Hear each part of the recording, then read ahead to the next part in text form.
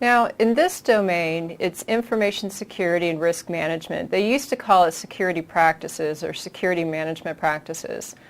And we're going to go over kind of what they call the soft skills, development of policies, development of a risk management program, development of standards, and we're going to get into what security governance actually means and how to do a structure with that. We'll talk about the type of training and the type of awareness that needs to be in place. So in this domain, it's more of what a lot of people call the soft skills, instead because it's not overly technical.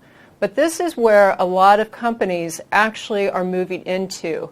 A lot of companies have their head down in technology, and because of all the regulations and now because security is a business issue, these things are much more important or get a lot more attention than they did in the past. So there's actually a gap in the industry of people who really know how to do these things compared to configuring a firewall or configuring a KDC or something like that. So this is important. You may think it's intuitive and you understand it, but when you actually have to put it in practice, a lot of people have a hard time because it's a new thing. Now, our mainframes, of course, got smaller, more efficient. They could do more different types of batch jobs. But at that time, it was really interesting because that was a glass house. We called it a glass house where the mainframe was. There's only a handful of guys who actually understood how the mainframe worked, interacted with it, and actually when anything went wrong, they didn't just do a configuration like we do today. They went into the code and modified it there. Now the mainframe, at that place, we all took our batch files to the mainframe for whatever job we had to have taken place. And then we figured out that a processing needed to come closer to the actual users. So we moved a lot of the processing power from the mainframes down to the user desktops. Now, why do you think information security is so important today compared to 5, 7, 10 years ago? Well, 7 to 10 years ago, we worked in this mainframe environment. Only a handful of people could interact with the system itself. So at that time, who knew what TCP/IP was? Who knew what the OSI model was? What an API was? At that time, the knowledge about technology was very small, so there wasn't as many people who could do damage. Now, as our culture has grown, we personally actually depend upon more technology than we realize. Healthcare, the energy that we use, and businesses can't run without technology. We actually take technology for granted. It's always there, and it provides us a lot of functionality. Now, anything that you really depend upon is a weakness. And so that's where the attackers have come in. The hackers came in, and they knew that that was a weakness. Now, in the beginning, hacking was just a lot of fun. There was just some teenage guys who had too much time in their hands, and it was very challenging to learn about the different protocols and to be able to carry out, bring down different websites or affect something. But now that's actually changed. Hacking has changed from some kids who are interested in it to a much more organized crime, and that's what we're going to get into: identity theft and the types of crimes that are taking place. But the reason that security is so important is because we're so dependent upon it. It protects our money. It protects our data. And as the technology came from the mainframe down to the employees' desktops, now they can interact with it, which means that they can make mistakes. So there's a lot of reasons that security is important. It's going to be around for a long time. And now it's not just general security information you need to know. People actually have to specialize, just like doctors have to specialize, maybe into web services, application security. So this is not going to go away. It's only going to increase because the complexity of our environment is going to increase. So if you look at our environments today, talk about complex. We have networks, we have routers, we have firewalls. But then we're growing outside these bounds. We have wireless. We have road warriors that have to communicate with the corporate environment and the assets. We're setting up things like web services, which allow different companies to use each other's services in open standards. We have cell phones that are basically computers. And the software itself is increasing in the complexity because we want more and more functionality. So our environment is going to only get more complex in the devices that we put on it and the software. Now, why does that have anything to do with security? Well, security and complexity do not get along. The more complex something is, the harder it is to secure it. Like in Windows 2000, there's 40 million lines of code, and that was Windows 2000. How do you secure that much code? So in our environments, not only do we have devices like routers and switches, we have software that works on them, we have operating systems, we have applications, we have users, and now we don't even have a closed environment. We're interacting with other companies, with the internet, with partners. So our environment is becoming much more porous, and the complexity of it is going to increase. And so if you're in security, you're always going to have a job. Now we're going to go through some security definitions. And this is a part that a lot of people think is simplistic and kind of boring, but what's a class without definitions? But on the exam, not only are you going to need to know the definition of a term, you're going to have examples, you're going to have to know examples of them, and be able to think about them in a cognitive way, in a real-world way. So we'll first look at a vulnerability. A vulnerability is a lack of a countermeasure or some type of a weakness. Then there's a threat. Now the threat is that something or somebody is going to find out about that vulnerability and exploit it. That's what the threat is. Now risk. A lot of people don't have down the definition of risk. Risk is the business impact and the probability of that vulnerability being exploited. And then there's a countermeasure. That's what you're going to put in place to protect get rid of the vulnerability. And then there's exposure. Exposure means you have a vulnerability. It's there. You're exposed to, maybe you don't have antivirus in place. You're exposed to an infection. Now, there's actually a lot of types of vulnerabilities, and you need to think outside of the box, or you need to broaden your horizon on the types of vulnerabilities that are within your environment. When we talk about vulnerabilities, unfortunately, a lot of people think about open ports on a firewall. Well, that is a vulnerability. But what about your people who aren't trained on how to properly configure things?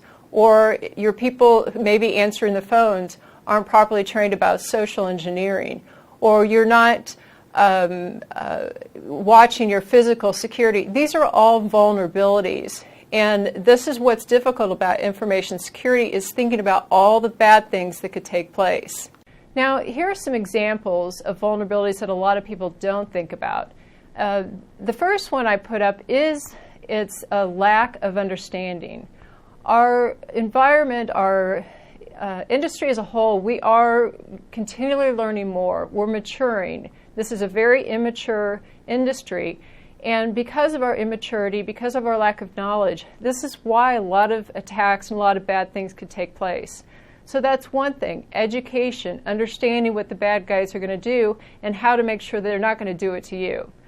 There's another one that's called authorization creep, which is all over the place. Authorization creep means that somebody has too much access. Let's say I started a company, I'm a clerk. And I'm given rights and permissions and such, and then I get promoted and now I'm a manager. Then I get other rights and permissions added on instead of subtracted. And this happens on and on as somebody moves from one department to another. They have too much access. In almost every organization today, users have too much access. Why do we care? Well, the reason is because now this allows that user to carry out mistakes. It also allows, if somebody actually gets a hold of that account, now they can access a lot of resources. So in the next domain, we're actually going to talk about identity management and how the industry is trying to get a hold of this authorization creep issue. Ways of detecting fraud. A lot of companies actually have attacks that have gone on for years, successful attacks. Social security numbers have been taken, personal information have been taken for years, and they don't have the right things in place to actually detect that those things are going on. So there's a lot of different types of vulnerabilities. It's not just technical. It's at those different layers, operational, tactical, and strategic. Now, I said that most people don't understand the term risk. And that's because we use them interchangeably. We use vulnerability, threat, and risk interchangeably. Hey, we have this type of risk. Hey, we have this type of vulnerability. Now, it may not seem important to you about having distinct definitions and knowing what they are, but it is important because they are totally different things. For example, one time I was asked to be on a risk management panel. We were a bunch of experts on a panel, and we're going to talk about risk management to about 500 people. We were going to talk about specific tools, and I was given a list of tools that we were to discuss and say what part was great and what part wasn't so great. And what happened is I wrote back to who was putting this conference together. I wrote back and said, I don't think you want me on your panel, because the tools that they actually listed were vulnerability management tools. They were not risk management tools. And in the industry today, a lot of products say they're risk management, and they're not. The easiest thing to do is define a vulnerability. That's a weakness or a hole. The hardest thing to do is actually calculate the business impact of that vulnerability and the probability that that vulnerability is going to get exploited. So the understanding of risk, I think, is very critical. And I'm a consultant. I work in a lot of different environments. And I see the confusion that when people don't have the right definitions down, they're speaking apples and oranges. So in our industry today, risk management is getting more and more and more important because of regulations, because the business people actually get what security means. But again, risk is the probability that a vulnerability is going to be exploited, and then the business impact. How bad is that going to hurt us? Now, how do these all work together? Some people think they're interchangeable, but they're not. Any environment, any organization has a whole bunch of vulnerabilities. Can you plug them all? Can you fix them all?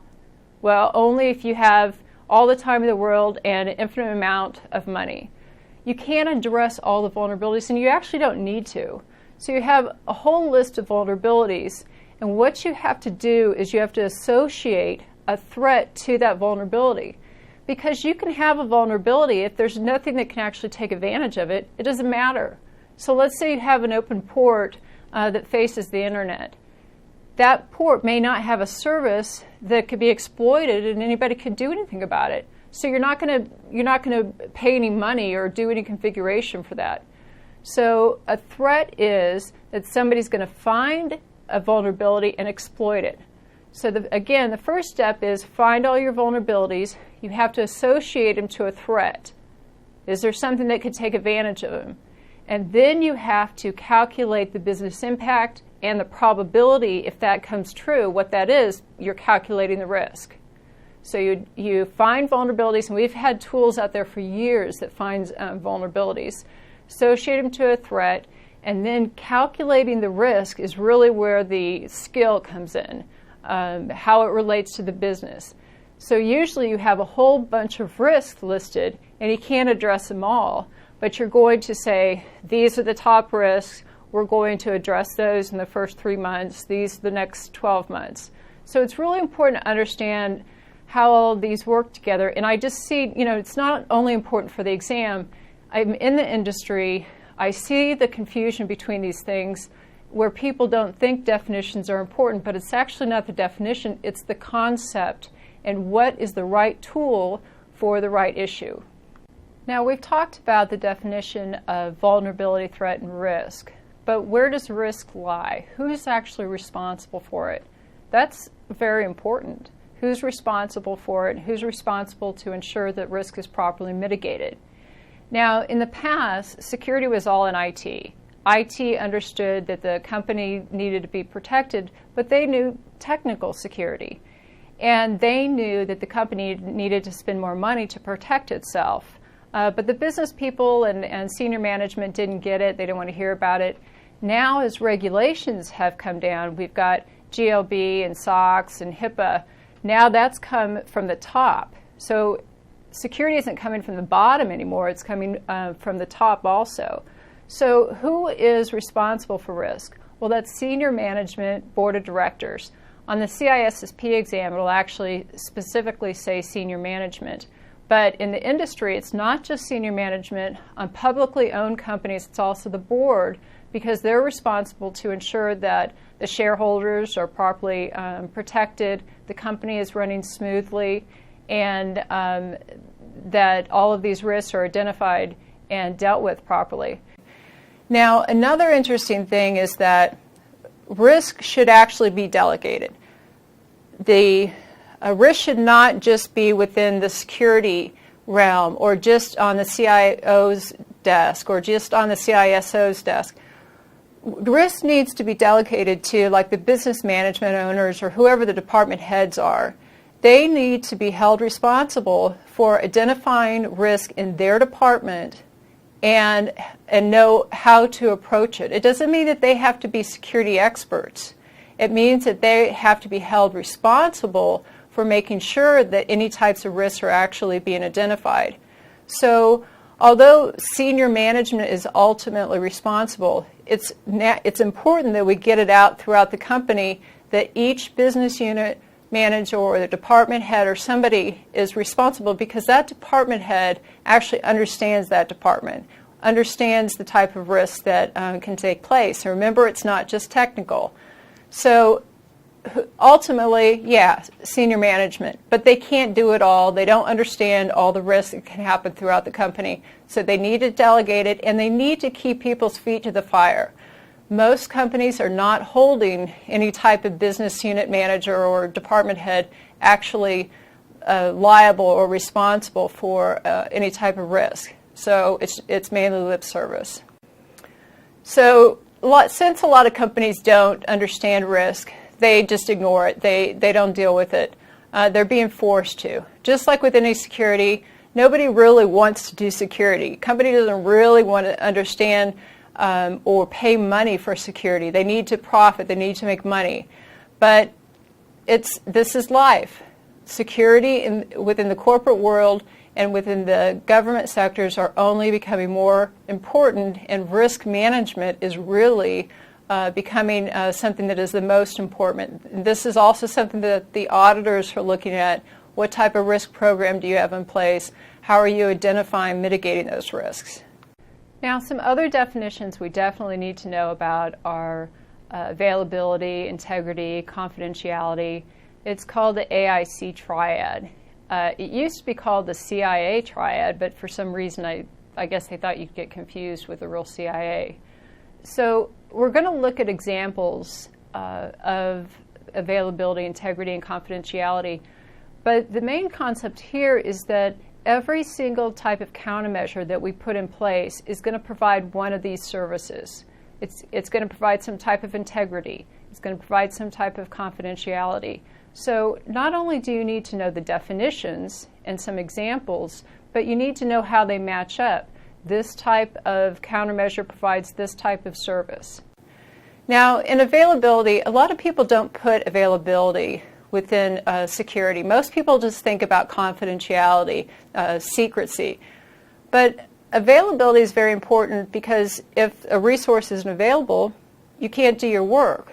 So there's attacks that are taking place against resources, so they're not available. Those are DDoS attacks, distributed denial of service attacks. There's also availability issues that take place that are not attacks, but things get overwhelmed or they go down. So mainly in operations, that domain, we're going to look at the different types of technologies that provide availability, which is redundancy, fault tolerance, those types of things. Now, integrity also falls under this triad. And integrity, a lot of people think it's just the integrity about data. And that's true. The data needs to have its integrity when it's being held on a server, when it's going from one place to the other. We need to make sure that it's not been modified by somebody or even when it's been corrupted. But in reality, it's not just the data that we need to worry about the integrity. What about the integrity of the environment? What about the actual systems themselves, the integrity of them systems? Do you want people to just install patches as they see fit without actually testing them? If that happens, the integrity of the environment is horrible. You don't have your configuration management in place. So it's not just about data. You need to think about the system, the application, the software, the environment, that things aren't changing in an uncontrollable manner so that integrity is compromised. Now, confidentiality is pretty simple, at least conceptually. This is what people usually think about when they think about security. So we want to make sure that whatever somebody's not supposed to have access to, they don't have access to. And we're going to go through in each one of these domains, we're going to have some type of control that is going to provide confidentiality. Access control, encryption, a lot of different things. Because usually the goal is to protect your data. Data today is the gold of the organization. That's usually what needs to be protected the most. So you not only do you have to know the definition of confidentiality, but examples of what provides confidentiality. Now, one thing that a lot of people may know about is shoulder surfing. Shoulder surfing is when somebody's looking over your shoulder and they see some type of sensitive information they're not supposed to. That's why when you type in your password, you have those X's that come up, so nobody can look over your shoulder and see those passwords. So that's shoulder surfing, where somebody's looking over and seeing something they're not supposed to. But that's not the whole thing. You've got to think outside, bigger within the environment. What about the people who work with the backup tapes? Do they have the actual access level to be able to access that data on the backups? Maybe not. Maybe there's sensitive data that they shouldn't have access to. When I was in the information warfare unit, everybody had to have a top secret clearance, even the janitors, because the janitors have keys to everything. And they can, they're usually around when nobody else is around, so they had access to top secret information. And what about the people who are doing surveillance? Let's say in a room you have a camera that's surveilling the environment. Well, if you are in an environment that has top secret or even secret information that's being worked on a computer, then that camera can capture what's on those screens. Whoever's doing the surveilling and whoever's maintaining those tapes, do they have the actual clearance? Should they be accessing this type of information? So shoulder surfing, that's simple, where, it's looking over your shoulder.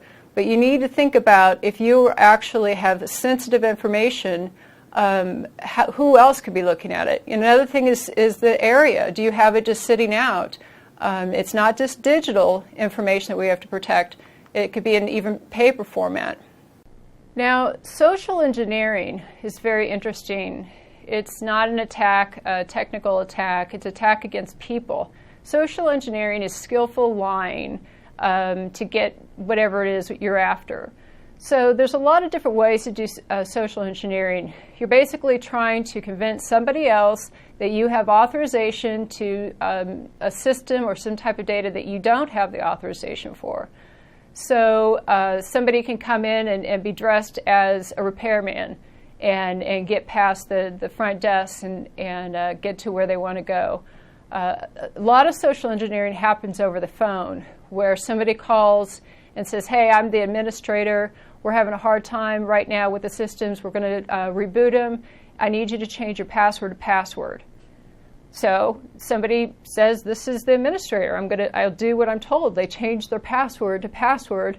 Now the bad guy has their credential set.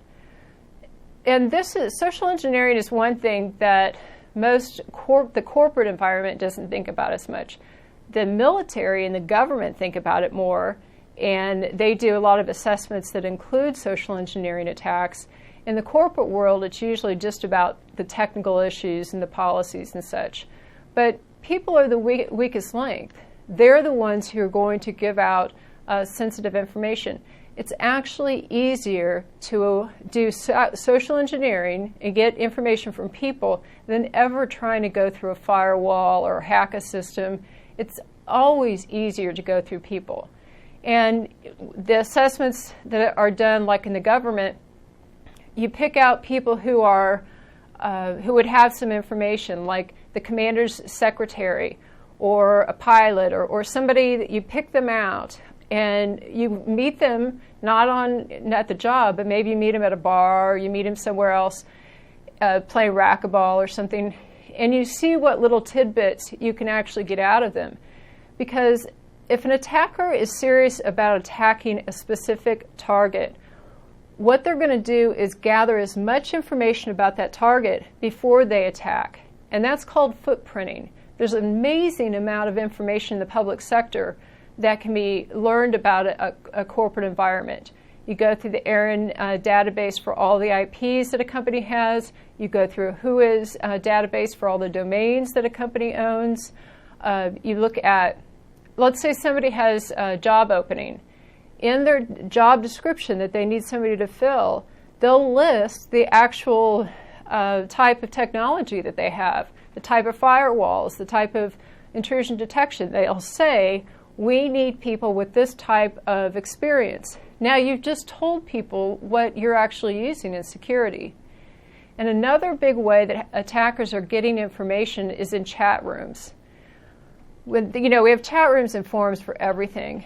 And we have forums where people will help each other out. So let's say I have Sidewinder firewall, and there's a question I have about configuration. So I'll go to a forum and I'll say, hey, we have this type of firewall. I don't know what to do. Can anybody help me? Now, there can be an attacker in there specifically to find out who doesn't know what they're doing. And if they could figure out what company it is, which is easy to do, they'll know that that firewall is not configured properly. So social engineering, there's a lot of different ways for data to be leaked out, and this is one thing that is not looked at within the corporate world. You need to test your people to know what they're supposed to say and what they're not supposed to say, and you need to educate them on this. Now, people who are in security get a little cocky, or they think the whole world is just about security. I fall into it sometimes myself. I see other people, my peers, that fall into it. But you need to remember that business people, and they just have their own jobs. Security isn't their life. And so you have to understand that somebody else, like a business person already has a 60-hour-a-week job. They don't even know about security. They don't even want to know. So sometimes security people get a little full of themselves, and they know so much about what somebody should and shouldn't be doing. But we have to be sensitive. We have to properly educate, which that doesn't happen through acting superior or acting like so knowledgeable. We have to be able to be humble and put security information in different languages that people understand. There's mid-management, and then there's senior management, and they'll speak different languages. So we need to know their language so we can make a business case so everybody can understand the security issues within the organization. Now we're going to look at something called security through obscurity. And what this means is that you're actually depending upon that somebody's not smart enough to figure out some type of flaw in your software or in your environment. And in some instances, security through obscurity is okay, but you shouldn't just depend upon it, especially for your whole enterprise. There are people who are dedicated to figure out the flaws and take advantage of them. Some people say, well, I'm not big and nobody's going to come after me. And that's not true. Everybody's a target. So don't think that because your code is proprietary, or that you moved your HTTP to port 8080 or something like that, nobody's going to figure that out, because a lot of these people are quite intelligent and quite motivated. Now, security, there's an interesting thing that's been going on for years. It's called disclosure of flaws within our software. And in my Gray Hat book, I actually wrote a whole chapter on disclosing vulnerabilities within software. There's processes that people should actually go through. But for a long time, companies figured, let's not tell anybody about the flaws within our software because nobody will figure them out. And maybe that was true at one time, but we've got a lot of people dedicated to actually figure out what those flaws are. There's companies like iDefense that will pay for vulnerabilities if you find a vulnerability within software. So there's never, there's always been this conflict or not a great relationship between vendors and Gray Hat, which are people who find vulnerabilities and try to work with the vendor to come out with a fix. There's always been some type of issue between them, and that's why they actually have these ways of, when you identify a software flaw, what to actually do to go through them. But software companies, a lot of times they figure nobody's going to find a flaw, or they will say, yes, there's flaws in our product, but we'll just wait and throw out a patch when necessary. And then the people have to wait until that patch actually comes out. So in that case, companies actually know that there's flaws within their software, but they're not going to fix it. They want to get it out on the market. They need to start making money on it. So they say when somebody actually figures it out, then we'll come up with a patch or an update. And one other thing about flaws, software flaws, there are dedicated people to find these flaws, these vulnerabilities, and you can even purchase zero-day exploits. A zero-day means that there's no fix. There's no patch, there's no hot fix, there's no fix to it. So people will find out these vulnerabilities and they will sell them on the internet, so you could buy them and attack whoever you want to. So we're working with companies, software companies, to try to get their software much more secure. But I don't think it's really going to happen until they're held legally liable or they're going to actually lose market share. Now, one thing that about security through obscurity, it's kind of an ongoing debate. For example, a lot of the algorithms that we know about, DES, AES, those types of algorithms, those are open. That means that anybody can actually look at the code and they can understand the logic.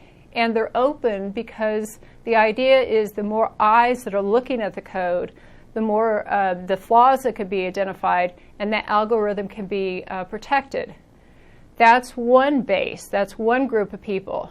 Now, there's another group of people that says, nobody's going to look at the code of my algorithm, and that's going to provide an extra layer of security. And that's what the government does. The government has algorithms we don't even know the names of. And we can't look at the code in those algorithms. And people who are in the industry, cryptographers who are not in the military, are suspicious of any type of algorithm that they can't see and they can't look at the logic. So there's two different camps, not only about algorithms, but also about compiled code.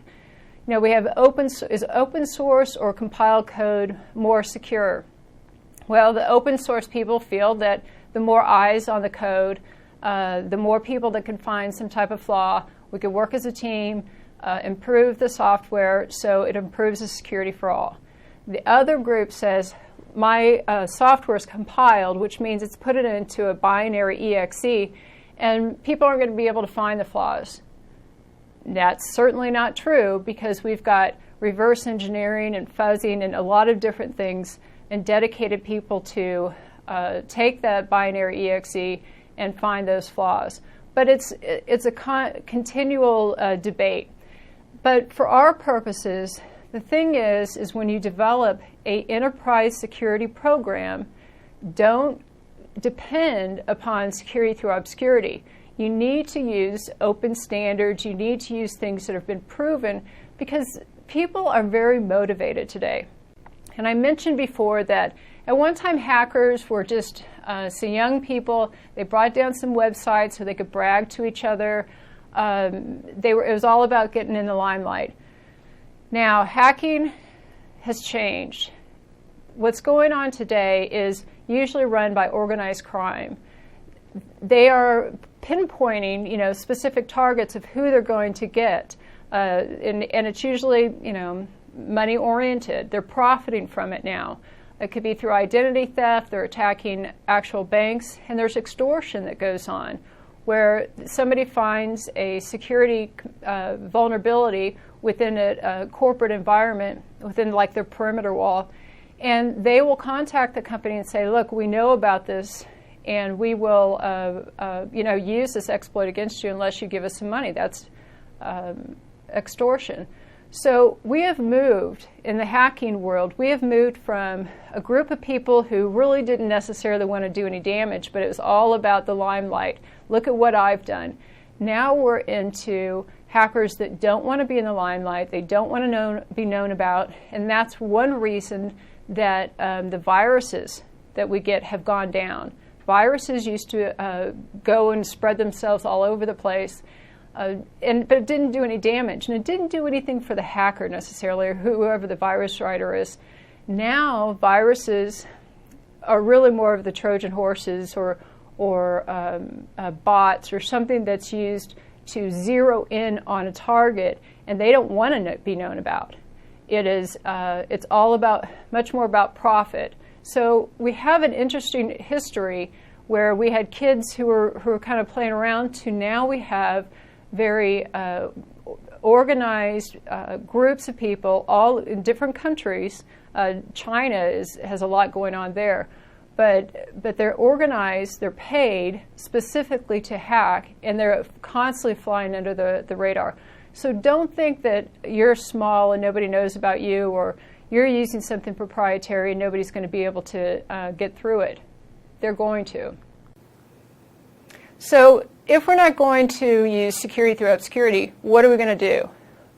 We need to build an infrastructure that's strong from the foundation, and we need to create something that's security in depth, which we'll talk about. But what do we mean when we say open standards?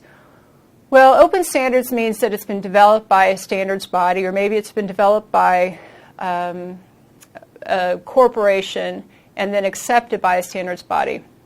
So OSI is a open standards body. A lot of us are used to TCP/IP, HTML, XML, the IEEE standards, as in 802.11a.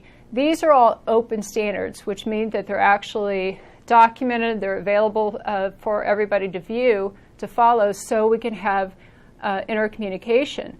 But within security, we also have open standards that should be followed when we're building maybe an application, we're building a perimeter, we're building an enterprise security architecture overall. And some of those standards are the 7799, which we're going to talk a little bit more about. There's a lot of NIST standards that talk about how to do things correctly. We'll go into risk management, but there's specific standards and ways to do that. And the reason that they're out there is, how do you know how to build a security enterprise? How do you know how to develop an application securely? That's what the standards are for. They're best practices, and they should be followed when you're actually building or correcting something. Companies, you shouldn't be just winging it. I've worked in environments where they come up with their own cryptography algorithms. Horrible, worst thing to do. They develop their own protocols. Terrible thing to do.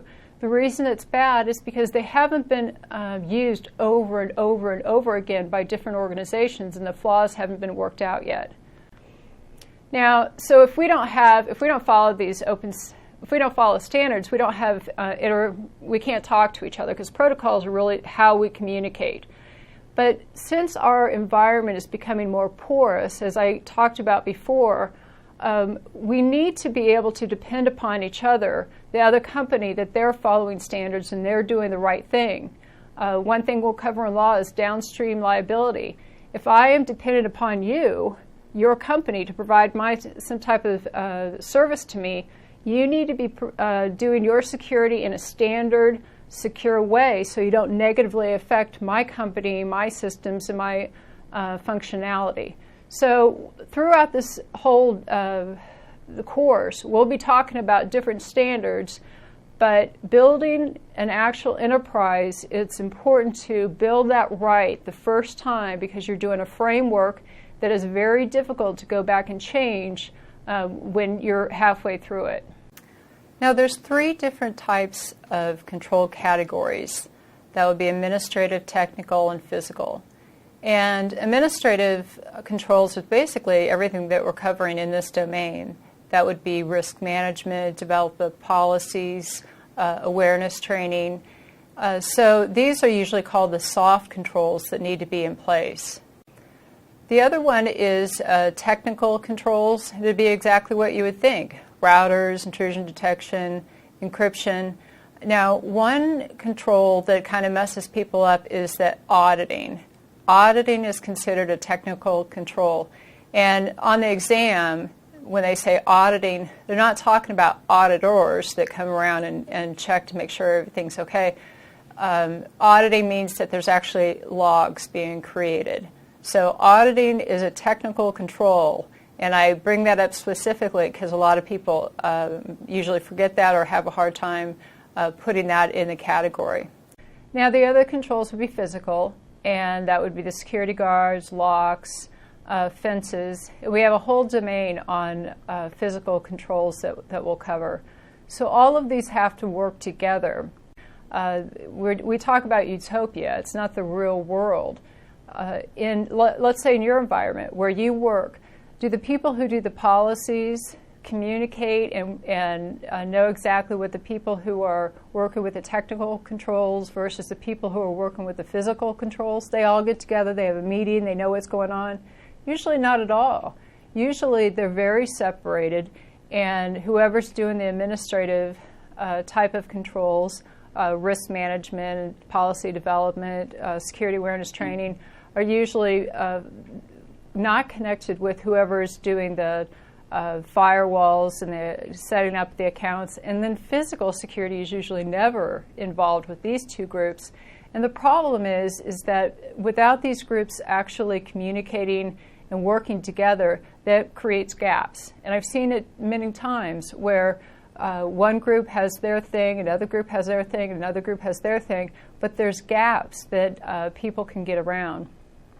So one interesting thing about the CISSP exam, I think, is that when you're studying for it, there's different levels of people that actually get a CISSP. That would be management people who would be more used to the development of policies and such. And then there's the techies who would be more the network and developer people. Now, how well do these two types of people communicate? You've got management talking to a techie. How well do they talk and communicate? They don't. They haven't over the past. Usually when somebody technical is talking to somebody who is management, all they hear is blah, blah, blah, I need money, blah, blah, blah, I need money. And when the techies talk to the management, they don't know what they're talking about, packets and ports and firewalls. So one thing about the CISSP exam is that everybody's learning about different parts of security, and it enables them to talk. They have to talk to actually be able to provide the necessary security at the operational, tactical, and strategic level. So I think that's really a benefit. And one of the skills that technical people really need to learn is how to make a business case. Because I've heard over years technical people complain that management's not going to do this and they don't understand about that. Well, they don't understand it in technical terms. So you're not going to move forward with developing or getting any funds or anything until you could develop a business case. And it's not only the language. You need to understand the business. Security, a company isn't in business just to stay secure. They're in business to make money. So it's important that technical people learn more about the business and the business people learn more about the technical so that they can work together to secure the corporation or the organization and help protect the company overall. Now we're going to look at the actual drivers that somebody needs to understand when they're going to build a security program, or sometimes referred to as an enterprise security architecture. We want to get to a holistic approach. We want a robust, holistic security program. And holistic security is kind of the new buzzword in the industry, which it's a good word, and we need to be holistic, which means that we have administrative controls, we have technical controls, we have physical controls, we're working at the different levels of operational, tactical, and strategic. So that's our goal. That's where we want to get. Not too many companies have it all down yet, mainly because it's an immature industry, but we're working towards it. Now, when we're actually going to build a security program, that's not easy. This is one of the things actually in my consulting world that I'm doing the most, is actually helping companies build security programs. And the reason that it's difficult is because most people are focused on technology when they look at security.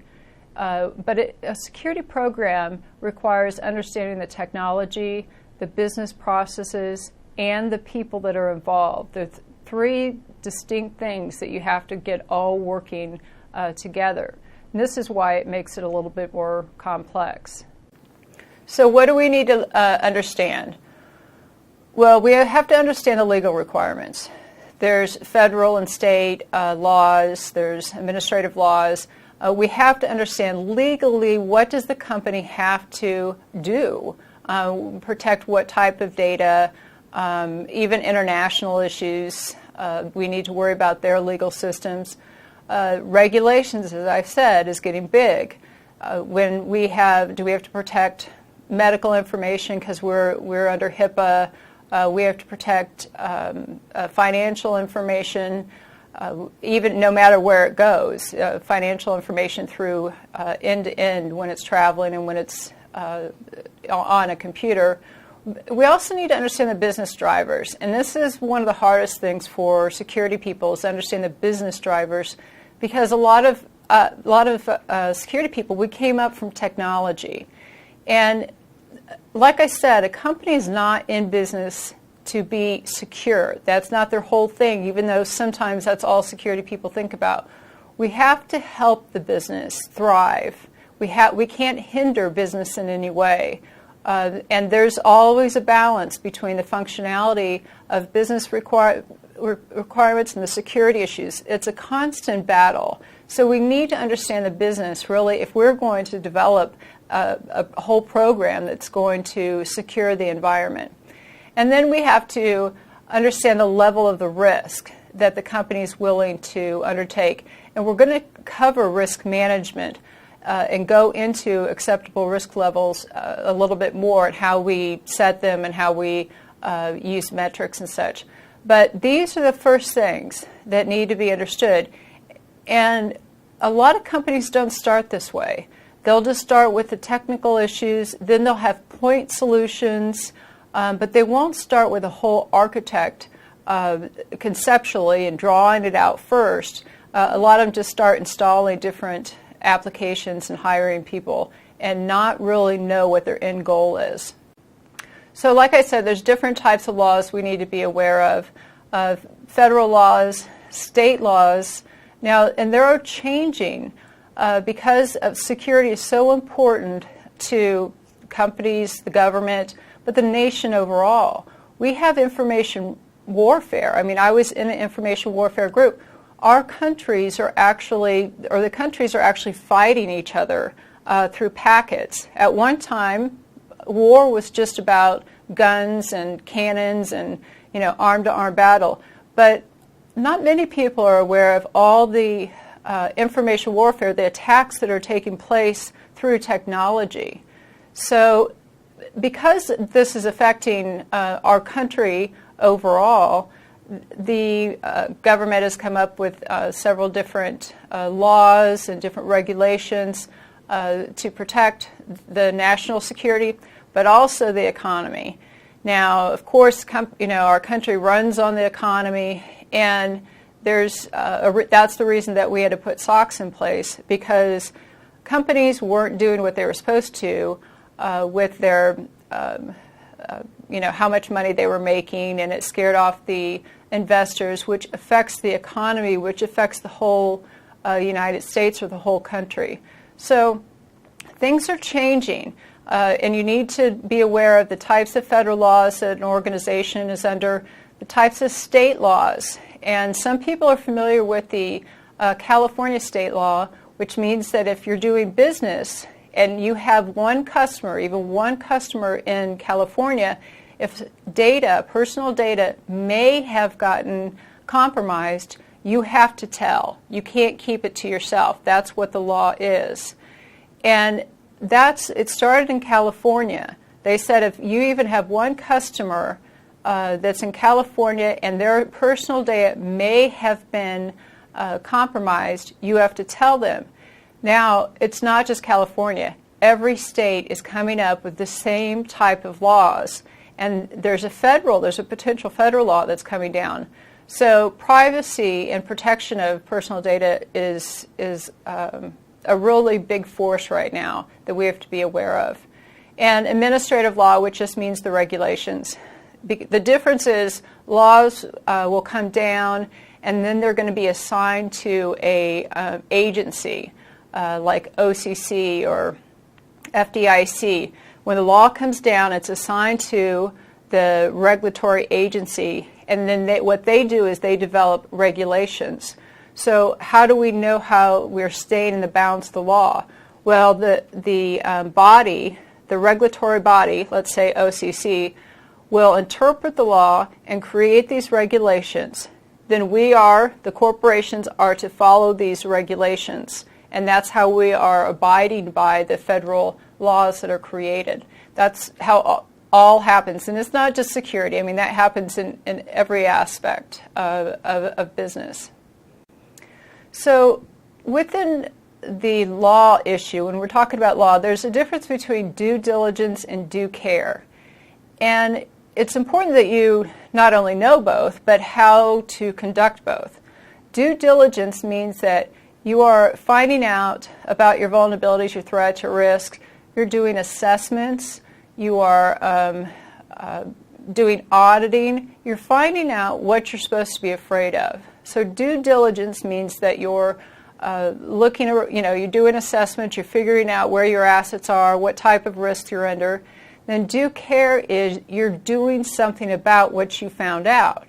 So if you found out that you have a vulnerability because your SQL database is internet facing, then that's through due diligence because you assessed, you figured that out. Now, due care is that you do something about it. You actually move it into the internet or internal network or something. So the reason that these are important is if the company or you get pulled into court, what's going to happen is they're going to look at what kind of due diligence did you follow, what type of due care means how responsible were you. And some examples of due diligence is understanding the dangers, carrying out assessments, and doing analysis on the assessment data, doing risk management. These are examples of due diligence. Because let's say I'm a president of a company or owner of a company, and somebody got into our database and got all these social security numbers and posted them on a website. Now, if I'm brought into court, which I probably will be, and it could be criminal or civil, they're going to ask me, what did you do to even look at and find this type of vulnerability? How could you leave your company so vulnerable? Now, if my response is, what do I know? I'm a business person. I'm just worried about making money, and I don't know anything about these ports or anything. then I'm probably going to be held liable. But if I prove that, look, I did assessments, we did risk analysis, because some things you just can't protect against. You don't have to provide 100% security, because that's actually not achievable.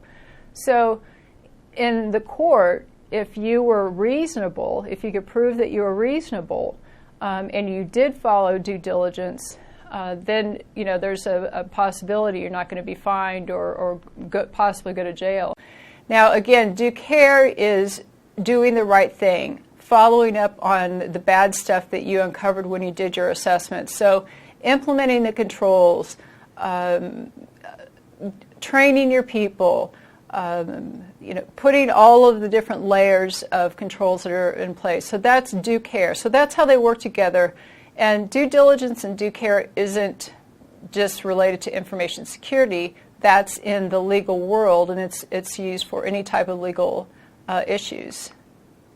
Now we're talking about legal issues, and actually we're going to have a whole section that's about law and regulations. But right now what we're looking at is the drivers that you have to understand if you're going to build a security program. So we're kind of overviewing some of the legal issues that we'll get in deeper later. So I talked about due diligence, which means we got to find out what we need to be afraid of and what we need to fix. Due care means we got to fix it. Now, the legal system works on something that's called the prudent person rule. It used to be the prudent man rule, but it's not politically correct. So now it's the prudent person rule. And what this means is, let's say that I'm brought into court because I didn't carry out my corporation security properly. It negatively affected one of my partners and cost them money.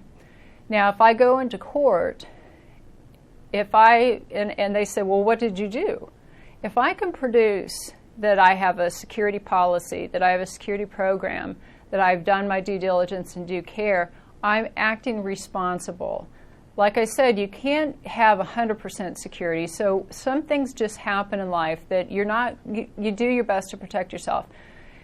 But if I go in there and I don't produce that I have a policy or a security program or any of these things that I was supposed to do, even if I'm missing one of these things, then I would be irresponsible. I wouldn't be acting right, and that's how I would get a judgment against me.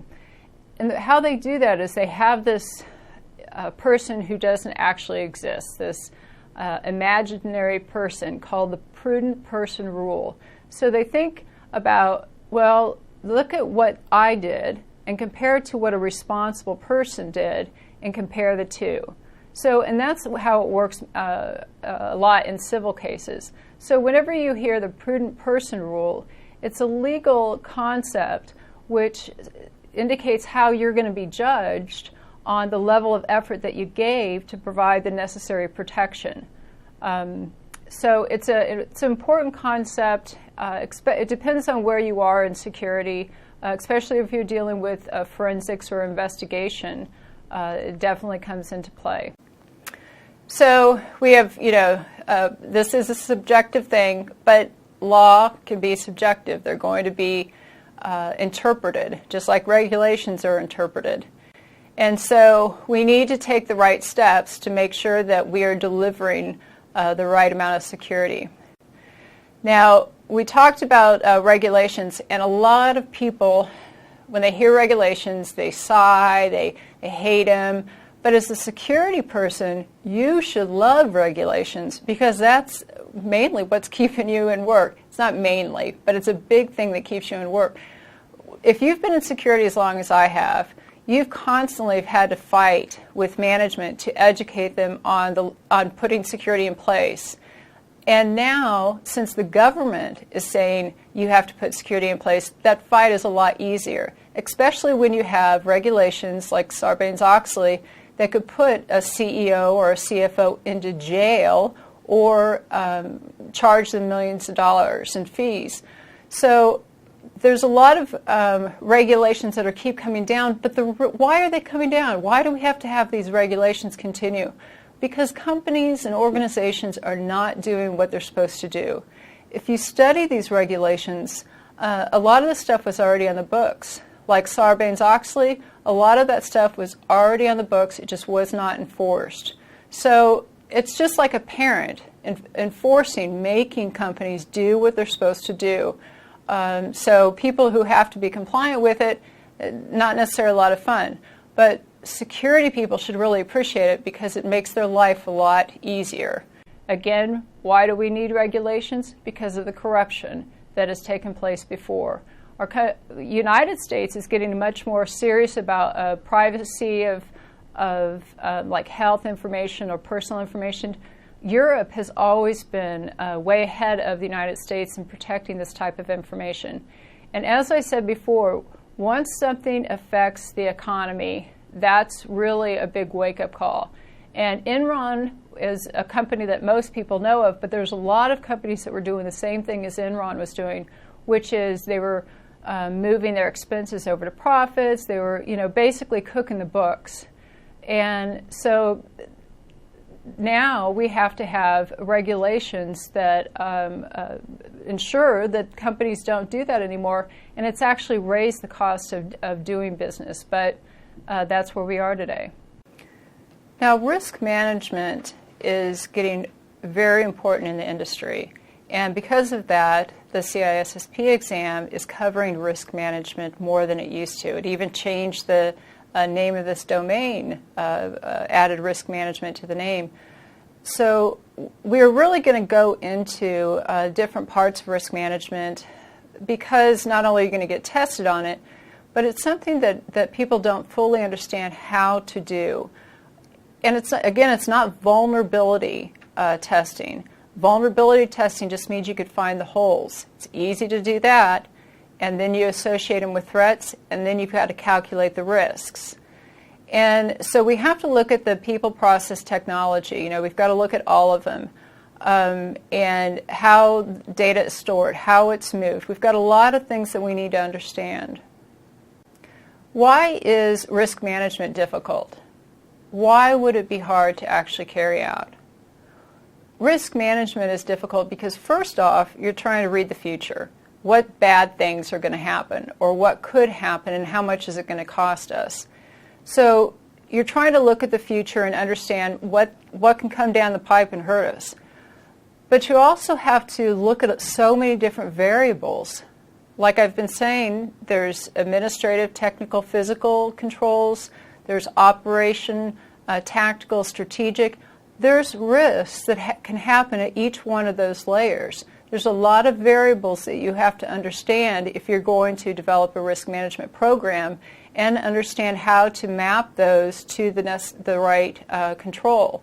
So we need to gather information. Now, if you've done any risk management, you know that the most time-consuming thing is to gather the information because you have to interview people, you have to do surveys and collect all of this information. So risk management is a difficult process, but there's a lot of best practices, there's a lot of proven models out there, and it's becoming critical in the industry that more people really understand it. Now, one thing that is the biggest question for all organizations is what is enough security? Because you have, a budget, you only have so many resources. You can't secure everything to maybe the degree that you need to. So what's the enough security? What's our acceptable risk level? And we need to think of a few things. We talked about the legal issues. We talked about the regulations we have to be compliant with. We need to look at our assets. What is it that we have to protect? How valuable are they? What type of adversaries do we have? How motivated are they? What is their motivation? So all of this is kind of, we do like a threat analysis to figure out how much is enough security. It's a balance. It's a cost-benefit balance, and we're going to look at some of those formulas. Now, when you're putting together a risk management committee or a team, this is the group who's going to collect the data and then going to analyze the data to figure out the organization's risk level. Now, what if you had on this committee everybody from IT? That was the whole team. They would only understand risks and vulnerabilities in IT. They wouldn't understand business issues in HR or at management levels or capital issues. Everybody understands their own piece of the world. So the committee that's going to do the risk management needs to be made up of people from all over the organization, because they'll understand their pieces of the pie. They'll understand their departments and the type of risk that can happen there and negatively affect the company. So you put together, it has to be the right team. It not only has to represent the different departments within the organization, it has to be the right level of people who can actually make a difference. So that means that you don't put people who have absolutely no say or control in this team. A lot of companies have just given up, said, yeah, here's Joe. He'll represent our organization. And he's a clerk, or he's not management. The right team is necessary, because they're going to have to not only understand risk management methodology, but they're going to have to help enforce or make changes in the culture, which is the hardest part of security. So there's a process to setting up a risk management program. And a lot of companies will think they have a risk management program, but really they have a vulnerability management program. So we're going to step through each one of these pieces of how to set up a program, what it means, and then what do you actually do with the information that you find out.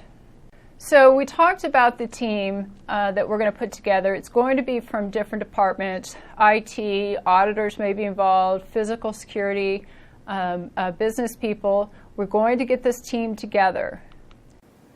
Now, one thing we don't want to do is constantly be in meetings. And I've worked with companies who try to put a risk program together, and they don't move anywhere, but they meet all the time.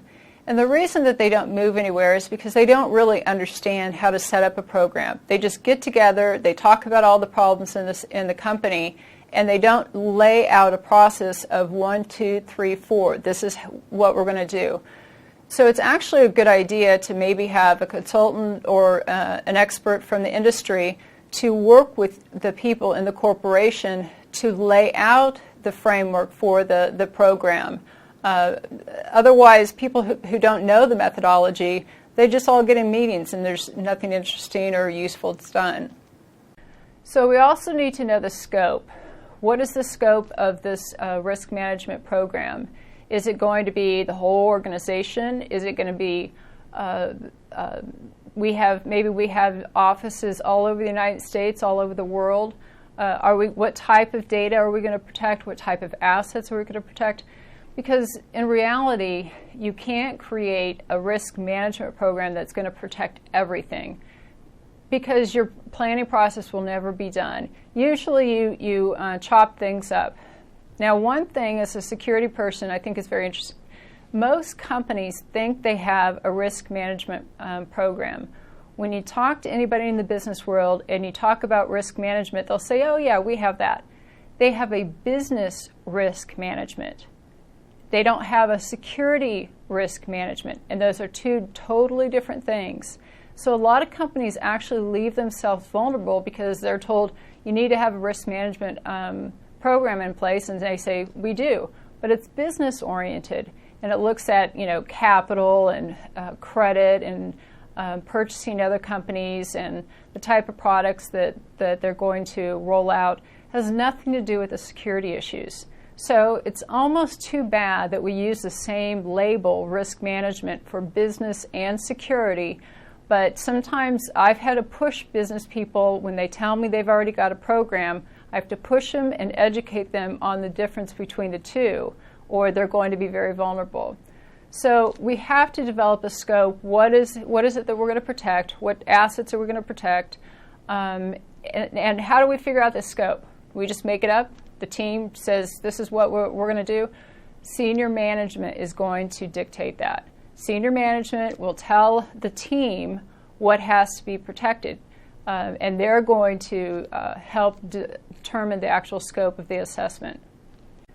Now, another thing that the team needs to decide upon is the methodology. How are they going to do the risk assessment? And the two main choices are qualitative or quantitative. Qualitative means that you're going to get some experts together and make an opinion-based decision. Quantitative means that it's going to be all about numbers. You're going to use percentages. You're going to use dollar amounts.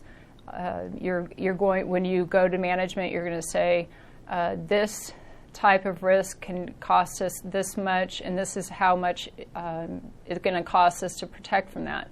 In a qualitative, you would go to management not with money terms, not with monetary terms, but you would tell them on a rating, this is where our risks actually are. Now, the industry is getting more risk management tools out there because the industry is requiring it, because regulations are requiring it. So tools are great for risk management because they already have like built-in scenarios, they already have the built-in formulas, they could have been built-in surveys that you're going to ask the people to submit. So they reduce the time of gathering information, and they could run the same data through different scenarios, because we're not looking at just one thing. Maybe there's a tornado, maybe there's a fire, maybe we're going to get hacked into. There's a lot of different things that can happen. But on a personal note, I need to warn you about the tool that you purchase and put in place. Somebody who actually knows about risk methodology should be making the decision or helping you make the decision. I've worked with several companies who have bought a risk management tool because it was very impressive. It had all these formulas and it had all these calculations, and it wasn't right for them. It has to be right for your environment, qualitative or quantitative, and it has to make sense. There are tools out there right now that I think are just for show. They don't actually provide any value. So on a personal note, this isn't CISSP oriented, before you buy a tool, really investigate, because this is important. You're actually determining the risk level of the organization and the amount of money that you have to spend to reduce this risk. So this is pretty critical. Now, I talked a little bit about the acceptable risk level of a company. And acceptable risk level, what does that mean? Well, every company has a different risk appetite. That means how much risk they're willing to take on. Now, when we talk about risk appetite, that usually is meaning in the business world. Businesses that have a high risk appetite means that they're going to take on risks. They're going to be on the bleeding edge. They're going to not be conservative. In security, we usually don't use the risk appetite as much as an acceptable risk level. And that's how we know what is enough security, because an acceptable risk level has to be set. But how do you define that? Who comes up with the acceptable risk level? Well, we talked about the drivers that go into setting up a security program, which are the legal issues, regulatory issues, threat profile, all of these things, and the business drivers. So those things are going to help determine the type of risk that a company can take on, and management actually has to set it. Management sets the acceptable risk level, not the team. They could bring this information to management and help management set it, but management needs to make set the line. And that's how we know we can accept risk up to here and not over. And this is where we get what's enough security. So, but it's very abstract. So where is this actually documented? The acceptable risk level. Is that written in some document somewhere with that label? No. It's not. You should set that and then develop your policies. Your policies should reflect your acceptable risk levels, and then your other things under the policies just get more granular that will indicate how you're going to stay under or within that acceptable risk level. So every company has a different acceptable risk level. A grocery store compared to the NSA, huge difference. And that's going to be determined on their threat profile. What type of enemies do you have? How motivated are they? What type of assets are you protecting? So somebody needs to be involved with helping management understand the security risk level that a company is under. Again, I work with companies that they don't know what this term really means. They don't know how to set it, and they don't know what is enough security. So they end up spending too much money or not enough money and don't get the right countermeasures. But you won't, because you're going to learn what needs to be put in place. Now, one thing the team is also going to have to do is determine how are they going to collect the data.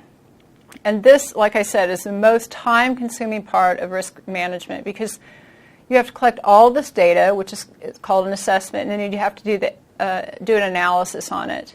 So you get the schematics of the network. You get information on the type of data, where the data is, the type of security components that are in place, and then you have to look at some of the business issues that can be affected by security. So how are we going to get it?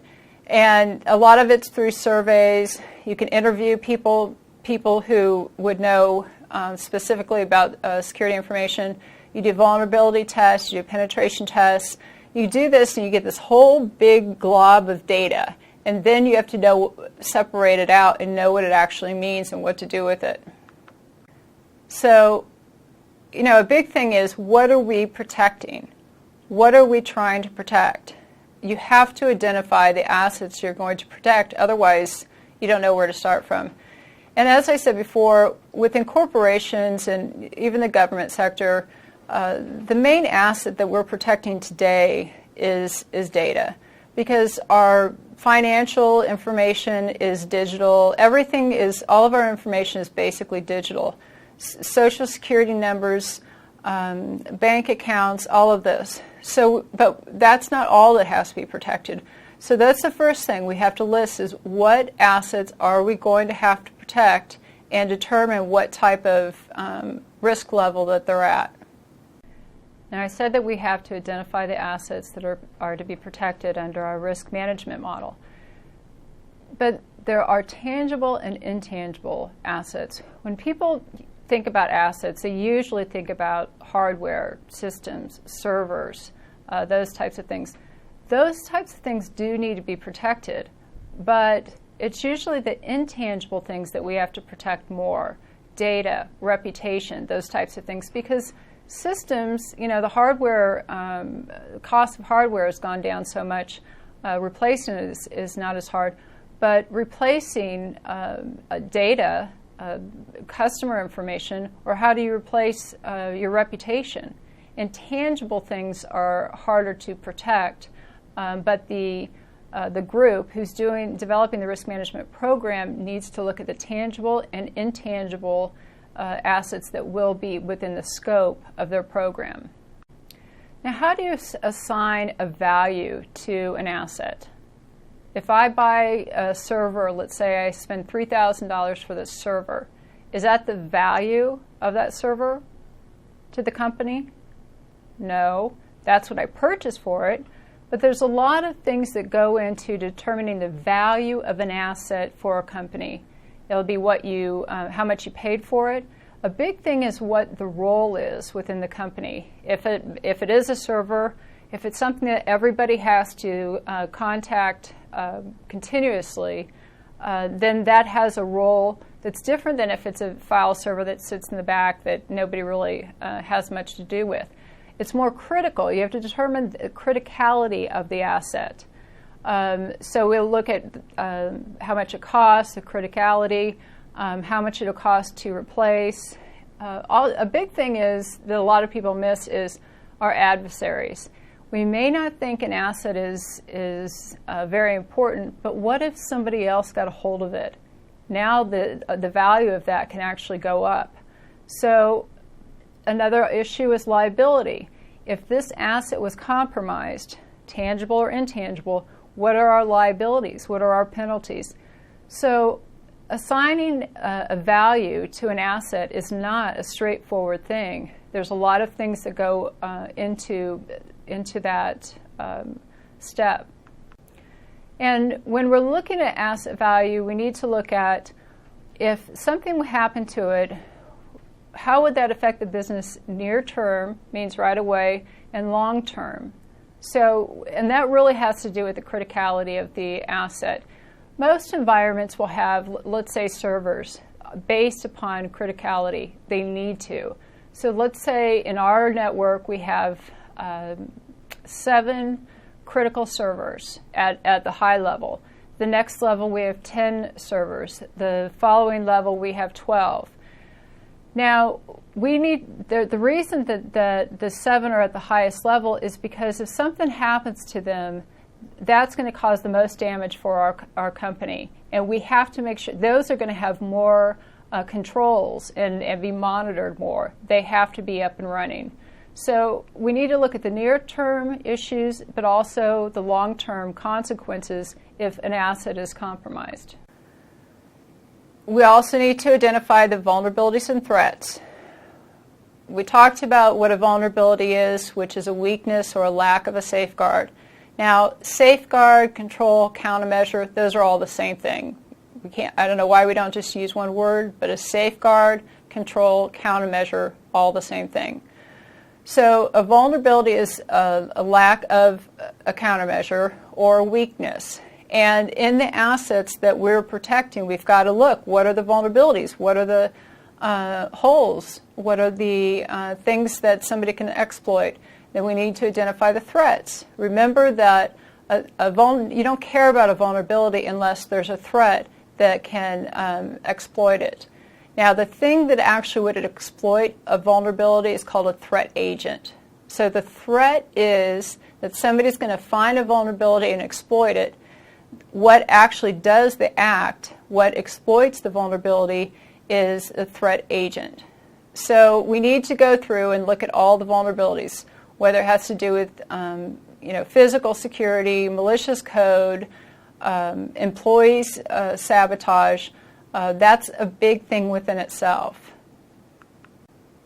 Now, I talked about we have to determine what methodology we're going to use. Now, there's different frameworks that we'll look at. There's Octave, and there's NIST has best practices on doing risk management. But the big question is, are we going to do it qualitative or quantitative? And the answer usually is, what does management want?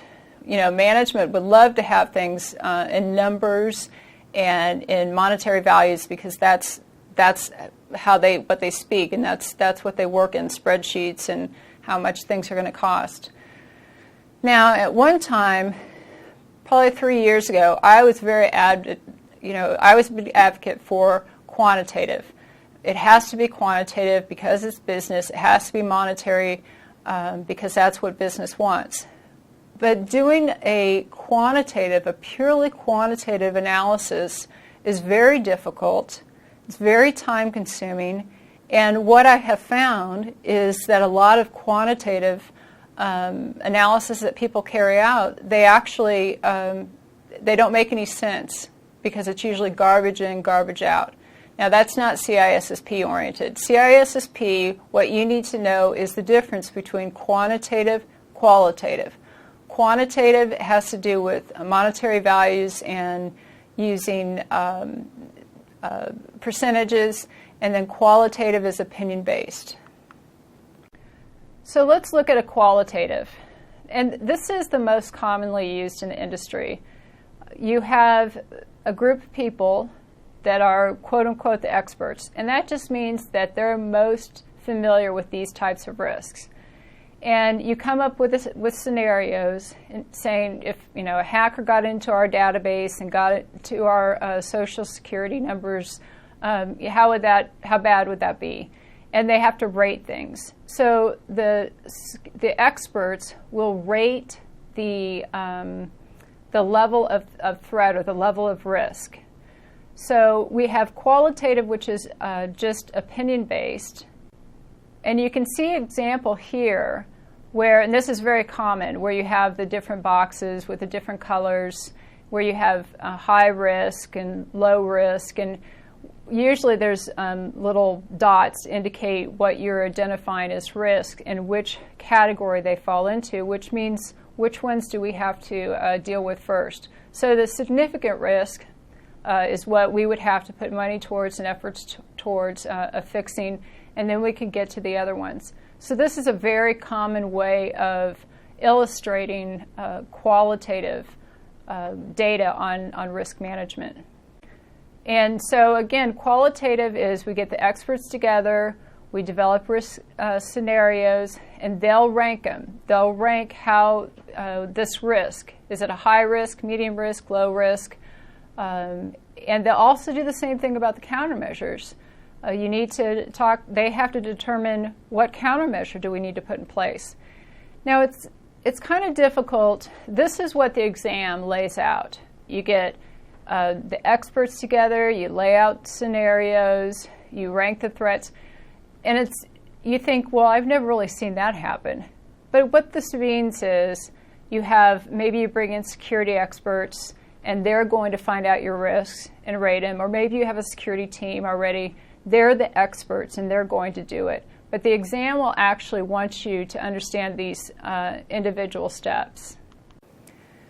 Now, what if we needed to get some information in a survey, and some people could be intimidated because let's say you have a group, one of them is a manager and everybody else works for that manager. If you ask that group, what are the problems in the company or what are we not doing right, they're probably going to say whatever that manager wants them to say. They'll be intimidated. So to get honest, real information, it's very common to use the Delphi method, which means that you collect information anonymously because you don't really care who said what. You just need the information. So Delphi is a qualitative process, and you're collecting it from people anonymously so it could be honest, it could be direct and more useful. Now qualitative, again, I said it's based on ratings, and it's up to the group on the types of ratings you're going to use. It could be 1 through 10, A through F, high, medium, or low. That would be qualitative. And this is a common example. This is similar to what we saw before of actually using the squares, indicating what's a high risk, low risk. This is showing you a methodology. It's a formal methodology that has been developed in New Zealand, and it's commonly used in large corporations, and it's used for business issues, not just security risk issues. And so if you're looking for a formal risk methodology thing to follow, this is just showing you like the end product. But this is an example of one of the methodologies that are out there. So there's a different approach other than qualitative, which is quantitative. And like I said, this is monetary values, you use percentages, and we're going to step through how that actually works and some of the formulas that are commonly used in the industry. So what's the first thing to actually calculate is the single loss expectancy, the SLE value. And the formula to come up with that is the asset value times the exposure factor. Now, we've talked about the asset value. Remember, it's not just what we paid for it. It was all the other things, how much it costs to replace, what would our adversaries do with it, what are our liabilities if this asset gets compromised. So we cover the asset value. Now we multiply that times the exposure factor. The exposure factor is the percentage of damage we think will take place if this vulnerability is exploited. Because what we're doing is we're looking at one asset and one threat and calculating how much this could potentially cost the company. So on this asset, if this vulnerability was exploited, what would that cost? That's a single loss expectancy. That's just one thing. So, and it's important that you know not only these formulas, but you may be given a simple example where you have to actually do the calculations yourself. Now, what we need to look at also is how often do we think that this would take place? And remember what I said that the risk definition is. It's the business impact and the probability. What is the probability of something of this taking place? And in quantitative approaches, we call that the annual rate of occurrence. Within a 12-month period, how often do we think that's going to happen? So ARO is the frequency. How often do we think that's going to take place? Now, the ARO is an annual metric. So if we think it's going to take place one time in a year, the ARO is 1.0. If we think it's going to take place once in 10 years, then it's 0.1, etc. So the ARO is the frequency. It's based on annual, 12 months. If we think it's going to take place 3 times in a year, what would that be? The ARO would be 3. So now we need to put all this together. The single loss expectancy, again, and I'm going to repeat this because I've taught it a lot, and I know that people miss what we're actually doing. Unfortunately, what a lot of people do is they memorize this for the exam. They don't understand how it really works in the real world. They get their CISSP, but they don't know how to use this information. So SLE means that we have one asset, and we think that if something bad happens, let's say a tornado, this percentage of that asset would be affected. That's the SLE. Now we need to look at, well, what's the probability? How often do we think that this is going to take place? That's where the ARO comes in place. So we take that single loss expectancy and we multiply it times the ARO.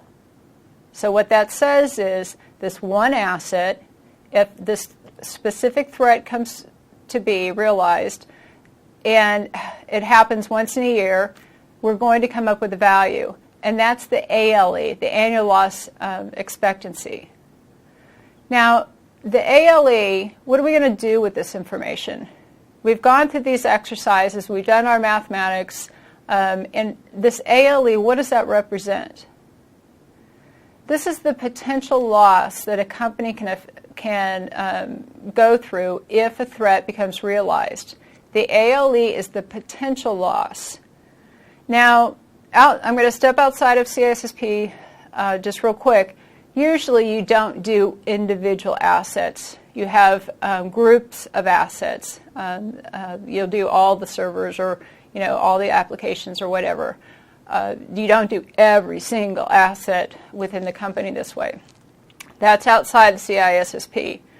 For CISSP, you do need to know these formulas. I also hope you know what they mean, because you're not going to just see it on CISSP. These are used all over the place. You can find them a lot of information, a lot of resources, and because information security is really leaning towards risk management because it's so important, you need to know this information. So we said that the ALE is the potential loss that a company can endure. So what do we do with that? Well, this is how we determine what risks we attack first. Remember, I said that there's so many risks that a company is going to have to deal with, but they can't deal with them all at the same time. The ALE value is going to help categorize these risks. It's going to help determine the budget that's needed for the security program overall. It's going to tell us, it's a roadmap. This is what we have to do first. This is the potential loss we can go through. This is the potential, or this is the budget that we actually need. That's why we do the ALE. It's not a specific value. So, and what I mean by that is, it's not going to be like you're absolutely going to lose this specific amount of information. It's a guesstimation because you're looking into the future. So this is potentially how much we can lose. So again, remember I said the definitions between the different concepts within security are important. You have to identify the vulnerabilities. You identify if they have any threats that can exploit them. You calculate the risks, either based on qualitative or quantitative, and that lets you categorize the risk based on importance, on what you need to put money towards first. So let's go through a quick calculation. If we have an e-commerce site and we have a value of $300,000 and we think that there's going to be 40% damage, let's say if somebody hacked in or a virus or something. So we'll just say hacker because that's what most people are interested in. So we have our e-commerce sites worth $300,000, and we estimate that if this exploit happens, that it's going to cause 40% damage. So the first thing we have to calculate is the SLE. So it's $300,000 multiplied by the exposure factor. So that would be 0.4 because it's 40%. The SLE is $120,000. That's for one time. If it happens one time, we could potentially lose that much amount of money, or that's how much we have to spend to recover. But of course, threats can happen more than once, so we have to figure out the probability. That's where the ARO comes in. We have the SLE, we multiply it times the ARO, which is how often we think it's going to take place. And if we think it's going to take place once, then it's 1.0, and our ALE is $120,000. So what this means is, for this specific vulnerability, we're not going to spend over $120,000 to protect against it. We're not going to spend $300,000 because we don't even have that potential loss.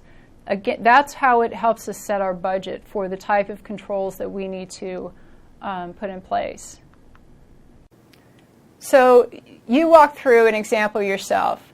If we have a facility that's worth $650,000, and if a tornado comes through, we think once in 10 years, and there would be 35% damage, what would the ALE be?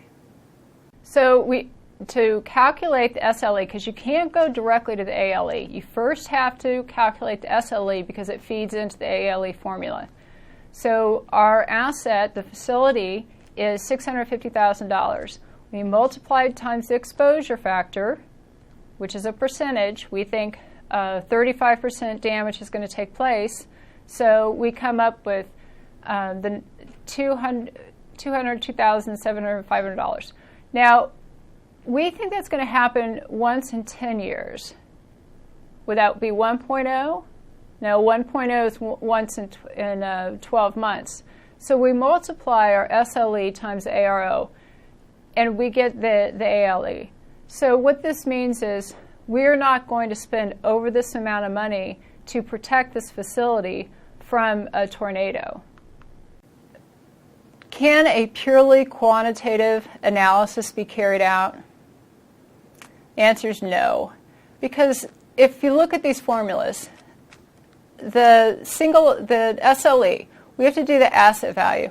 How do you assign a specific value when you're looking at reputation and looking at what potential adversaries could do and the role that this asset plays within the organization? How do you assign a specific number?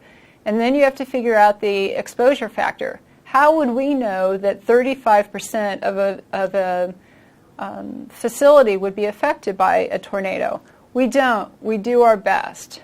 And some people get really frustrated, especially if they're analytical, that these values have to be exact, but we will never know exactly what's going to happen in the future. So a purely quantitative analysis cannot take place. A purely qualitative analysis can't happen because it's opinion-based. So this is why in the industry most analysis take place through qualitative versus quantitative, because it's real hard to put these numbers to how often we think it's going to happen and how much damage is going to take place and come up with a number that makes sense. Now, there's also different risk types that the group is going to need to be concerned with.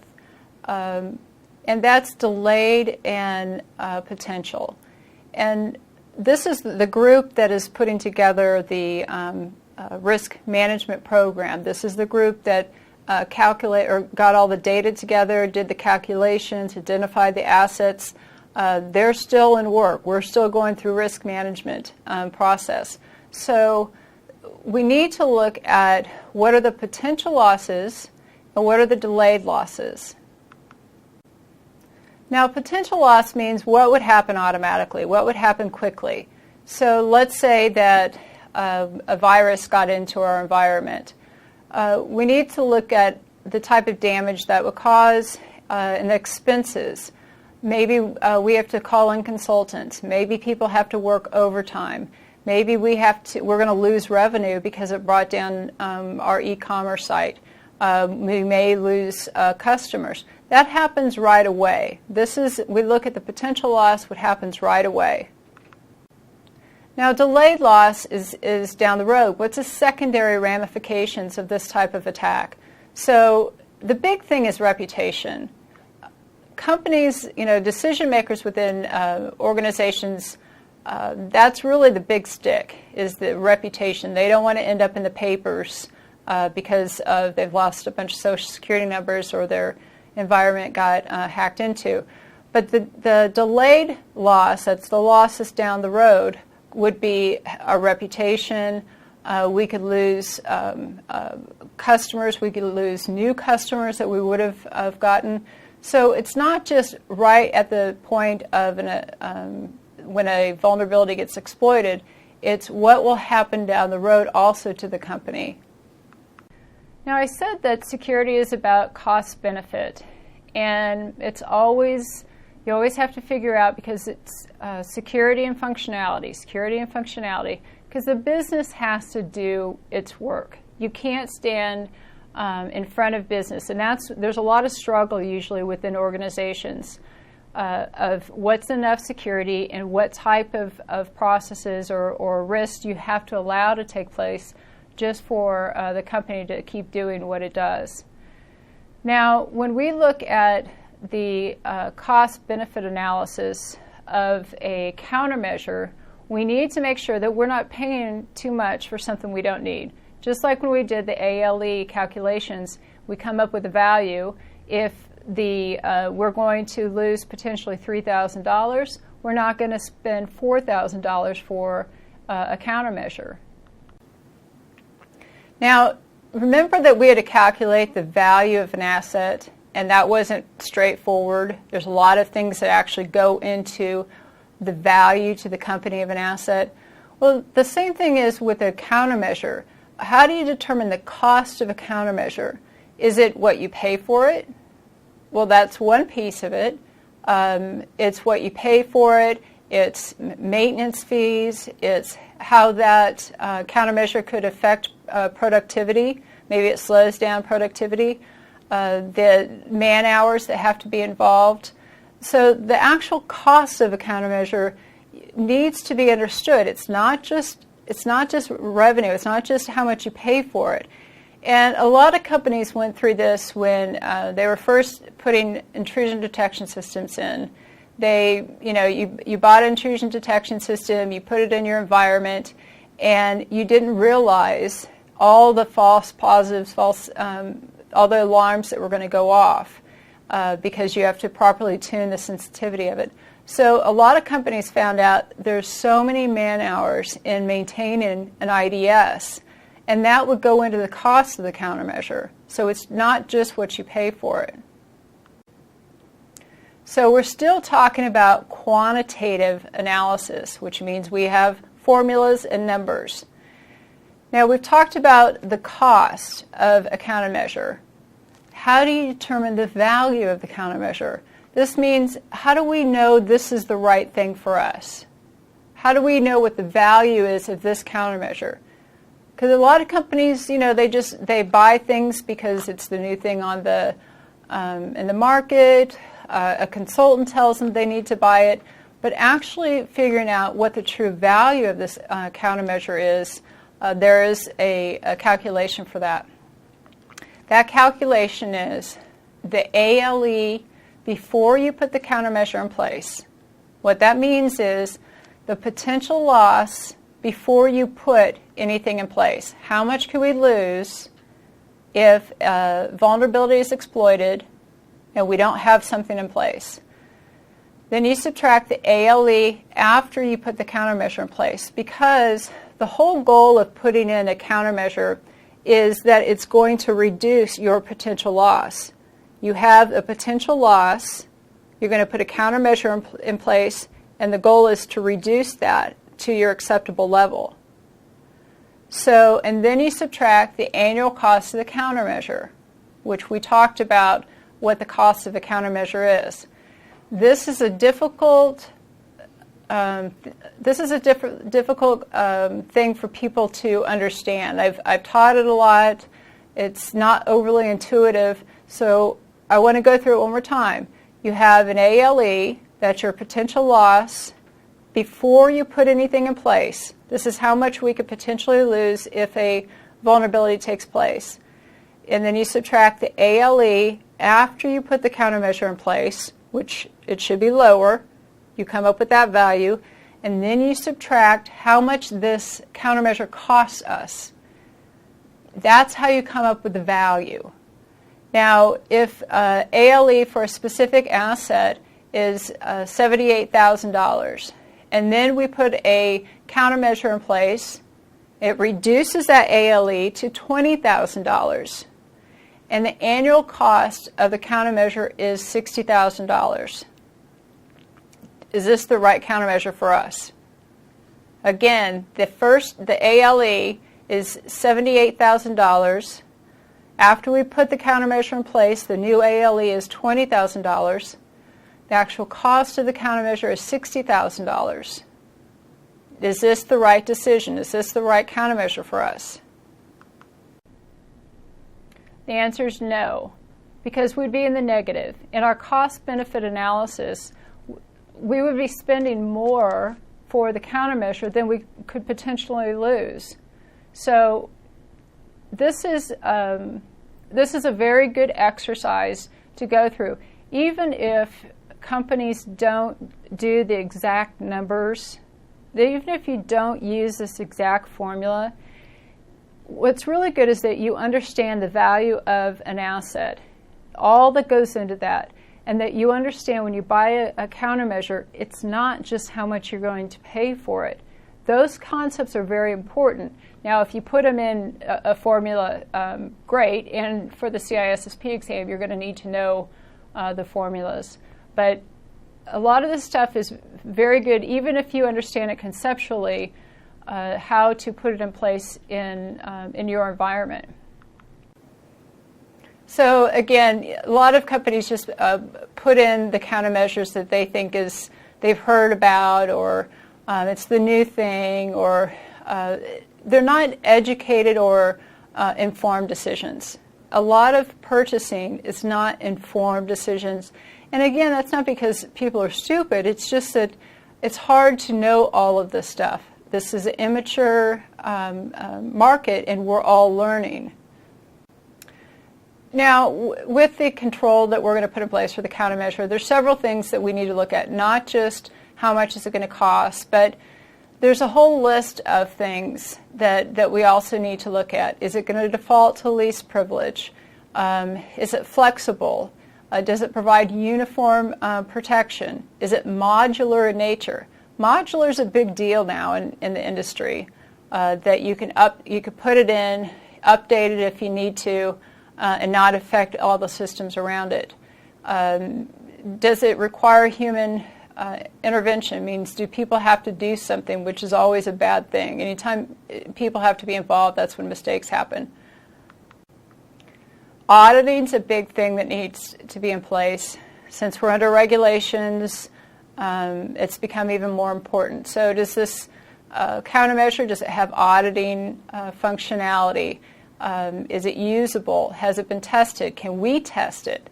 And that's a big, a lot of companies should do some type of bake-offs or test products before they put it in place. Some companies are afraid to ask vendors to get a copy of the product, but they should be able to give you a copy. You put it in the lab and have go through tests to make sure that it's not going to negatively affect your systems or your business functionality. So quantitative analysis, what's the benefit of that? Well, we're able to give management the report in what they want, which is in monetary values, it's in percentages, it's scientific, it's objective. So these are the benefits of a quantitative analysis. What are the disadvantages of this? There's an amazing amount of information or data that you have to gather to properly carry out a quantitative analysis. For example, there are certain tools that are just quantitative, and they'll want you to figure out what is the confidentiality cost for an asset, integrity cost, availability cost. There's all of these things that you have to figure out or collect. It's a lot of information, very detail-oriented. It's hard to carry out manually because there's so much information, because mathematics are involved. That's usually done through tools. It's not very flexible, and there's no real standard of exactly how it should be done. So quantitative, there's good and bad about it, but the main thing you need to know for CISSP is what is it, what are the formulas, and what does formulas mean. Now qualitative, what's great about that? Well, you're assigning values. You don't have to gather all this information and do all this mathematical work. You're assigning some type of ratings, high, medium, or low. That's a lot easier. It's much more flexible, and you don't have to go through as much work, really. You have to gather the data, but you don't have to go through all the work that you do with quantitative, with all the calculations and such. So what's the disadvantages of qualitative? It's subjective because it's a gut feeling, it's an opinion. You're not using objective metrics. It's hard to map to a security budget. It means if you go to management and you say, well, this is high and this is low and this is medium, how do they know how to come up with a budget based on that? It's much more difficult to do that. You can't do a cost-benefit analysis because you're not collecting any monetary values. You're not doing percentages, so you can't carry out a cost-benefit analysis. So these are some of the disadvantages of qualitative, but this is the most used in the industry. Now, earlier I said that you can't have 100% security. What that means is you can't get rid of all of your risk. There's different ways of dealing with risk, but you can't get rid of all of it. There's a difference between your total risk and your residual risk. Your total risk is when you don't put any countermeasures in place. You know about there's a vulnerability or threat, but nothing's done about it. That's a total risk. That's what you're faced with. Now, if you do something, if you put a control in place, that is residual risk because you can't get rid of all of risk. So total risk just means if you don't do anything, this is how much you could potentially lose. Residual risk means that if you put something in place, it will reduce the risk, but it won't get rid of all of it. Now, there's some conceptual formulas, And what I mean by conceptual formulas is that these are formulas that you're not going to be able to put numbers in. They just explain the concept between total and residual risk. So total risk is the threats, the vulnerabilities, the asset value. That would be total risk. And then residual risk, you take the total risk and you multiply it times the control gap.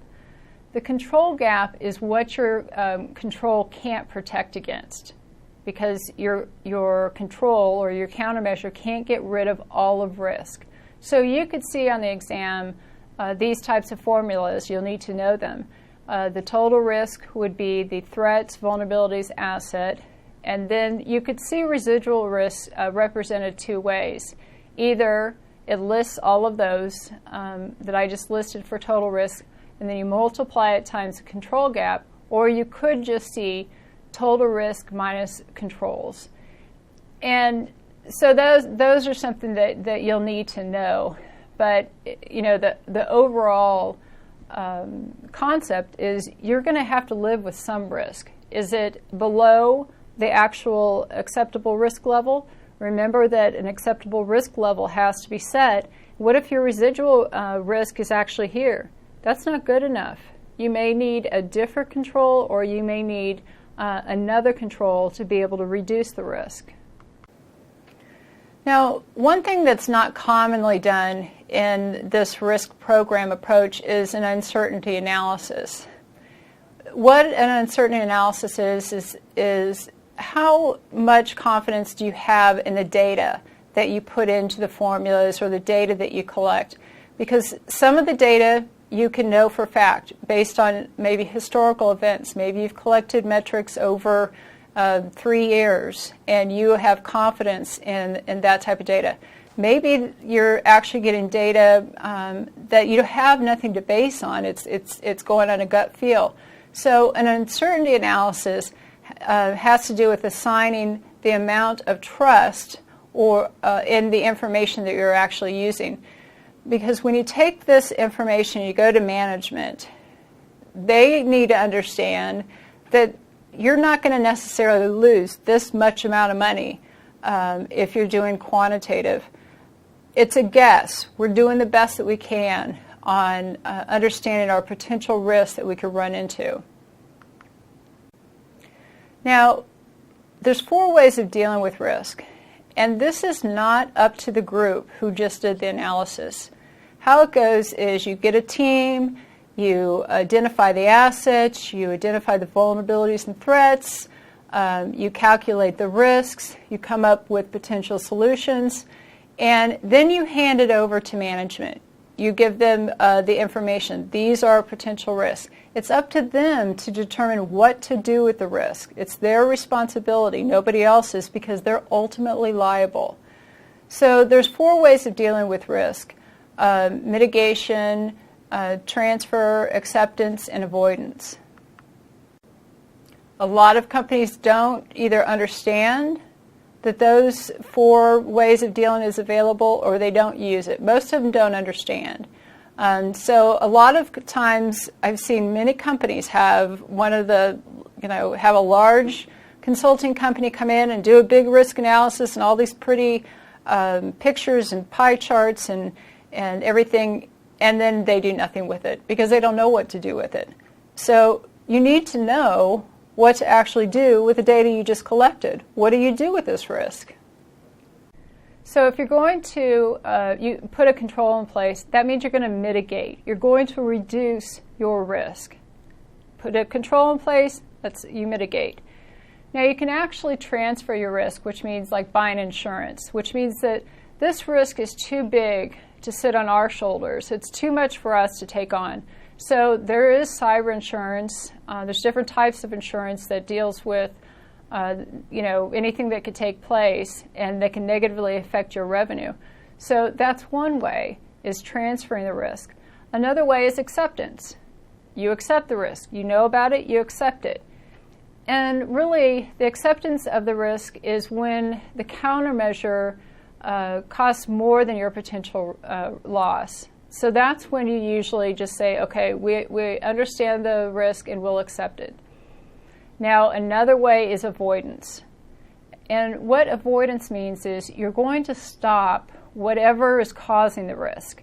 So, for example, if the team has come up with a risk that you're allowing your users to use instant messaging and it's going through your firewall, well, instant messaging is a way to pass viruses and bad stuff just like any other protocol. So you can choose to accept it because maybe there's a business case that you actually need it.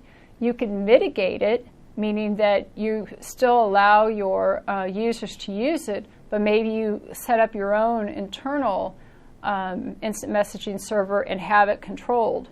Or you avoid it. You say there's no business use for using instant messaging, so it's not allowed.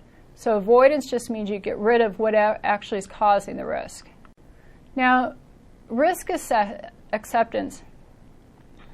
This, I think, is huge in the industry because most organizations are accepting risk, or they've delegated who's going to accept the risk or deal with the risk, and people just accept it. Like when I said that you need to delegate who's responsible for risk, and companies that have the business unit managers or the department heads that are responsible for the risk within their department, what I've seen is a lot of times that department head or that business manager doesn't understand or doesn't have the time or has enough other things to do, and they just accept the risk and they don't understand what they're accepting. So when you accept risk, it needs to be based on cost, where we did the cost benefit analysis with the control. Pain means that if we allow this risk to exist, how is it going to hurt us? How is it going to affect us?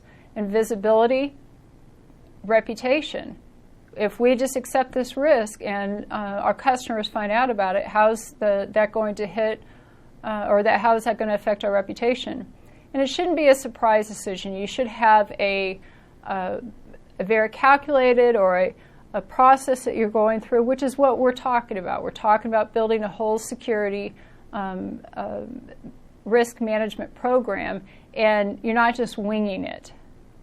So this is what we started with, and this is what we'll end with in risk management, where we have to have a team. We develop a scope of what we're to be protecting.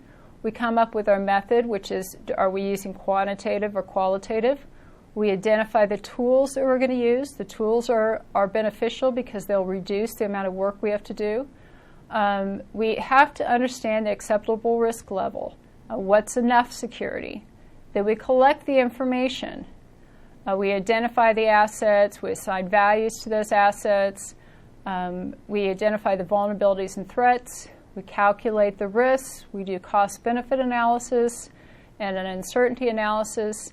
And then we hand it over to management. And management decides, are we going to mitigate, transfer, accept, or avoid? And so this is not only good for the exam, this is a very good roadmap to use in a corporation or organization that's trying to set up a risk program. Okay, so up to now we've laid out the legal requirements for the organization, the regulatory requirements, we have the acceptable risk level, we've identified our assets, we've calculated our risk. We've got all this information, and we took it to management. Management decided what to do with the risk. And then what's the next step? What do we do now? Well, now we have to build an actual security program, and there's a few different categories that we're going to talk about in building a whole security program. Some people don't know what the term security program really means. Another term for it could be enterprise security architecture. So one of the most important things about your security program is that it's a layered approach. And that means you have several different barriers that somebody has to go through to be able to get to the asset. And it depends upon the sensitivity of that asset, how many barriers there are.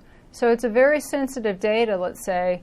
You've got physical barrier, you've got firewall, maybe another firewall, you've got access control, encryption. All of these different layers, somebody would actually have to break through to be able to get to your asset. Now, this is a very common concept in security, and one thing that organizations don't do is that they don't do the layered approach around the whole environment, because they'll do the firewall, through the DMZ. You have a couple firewalls and your access control and such, but they don't realize that remote access, whoever's coming through remote access, they don't have enough layers there, or the wireless network, they don't have enough layers there. So it's not just having enough barriers or enough layers of protection, it's having them in the right place where you're most vulnerable. Now, we certainly don't want any surprises when we're developing our security program, which actually happens a lot. The surprises are when you don't collect enough data. Once you start developing your security program, a lot of things come up. If you don't do your research and find out how the business works, find out where the sensitive data is, find out where the sensitive data travels, the in and out points of your environment. If you don't find all of this stuff out and just start building your security program, you're going to run into things and you're going to start going one way and looking at point solutions. So really the most important thing is that assessment, going through, identifying the risks, and then start building. So you could look at the security program as the foundation for your whole enterprise security architecture. And just like any foundation, it's going to support a lot of different things. And I said earlier that I've seen companies where they do the best they can, but it's hard to build a security program when you don't understand it holistically, because it's not just technical, it's the processes that have to be understood, it's the business issues. So you need to take the time to build it properly, and then if you build it properly, then you don't have to go back and try to fix things. You could build on top of it, and you've got security through the different layers. Now, when companies want to build a security program or they need to secure their environment, a lot of them don't know how to start. And that's where you get into this whole analysis paralysis. You're going into meetings, you're collecting data, and you don't do anything with that data. And that's when you go to point solutions. This whole process is it's easily mapped out, and you should follow it kind of A to Z. And so you understand who the shareholders are of the security program and who's ultimately responsible. You come up with your strategies and your principles of what is our acceptable risk level, what is it we have to protect, and then you develop your security architecture. Now, a lot of people think a security architecture is the technical architecture, but it's not. It's your security architecture is the actual framework that you're going to use, and I talked about like 7799 as a framework, and there's some others out there that are very useful, but you have to figure out which framework are we going to use. Then you come up with your organizational structure, which means who's going to be responsible for what. You have to assign roles and responsibilities. Then you could develop your technical framework, because technology is supposed to enforce what your strategy is, and technology is just one piece that enforces that. Then you come up with your baselines and your standards. You come up with your compliancy, make sure that you're compliant with the policy, the different laws. You come up with assurance. Now, what assurance means is that you know that the security things are working as they're supposed to be working. How are you going to check on that? That's monitoring and auditing. And more companies are developing security metrics. Security metrics are very important because they could track how well your security components are doing, how well your security initiatives are. In the past, a lot of security professionals have had a hard time, or somebody in the organization going to management and say, I need some more money for this. I need, we need to roll out IPS or IDS or whatever. And management would say, well, I just gave you $200,000 last year. Why should I give you some more money? And it's really hard to sell security because it's basically like insurance. If everything goes good, nothing happens. So it's been a hard sell to management when you need funds or you need to build things that they don't fully understand. And that's one benefit of setting up metrics. You can show that when you put a control in, you could actually have metrics to indicate the amount of successful or unsuccessful attacks, the amount of successful or unsuccessful viruses that got in. Another metric is the amount of time, operational time it took for to clean up or to recover, amount of downtime, amount of revenue. So metrics are becoming more and more important and mature in the environment. Now, there is a difference between functional and assurance requirements. Functional is, does it do what it's supposed to do? That's one thing. Does it have the functionality to do the access control or do content filtering? That's one thing. Assurance is, how do we know it's doing it that well? So assurance is the level of confidence we have in something. Assurance is, you can only have assurance if, like, you test how something's built or you run it through tests. And that's why if you buy a product, you should get the vendor to get you a copy of the product, you take it into your lab and you test it yourself. So the difference between the requirements are functionality requirements, what do we need this thing to do, and assurance requirements, how are we going to make sure it's doing what it's supposed to be doing in a secure manner. So there's different ways to conceptualize what a security program looks like. And that's actually sometimes confusing to people because they'll look in different resources and have different boxes and different bubbles and different things in different places. And that's because it is conceptual to build a whole security program. But just like we talked, the first steps are understanding the business drivers, understanding the regulatory and legal requirements, there's a threat profile, and you come up with an actual strategy.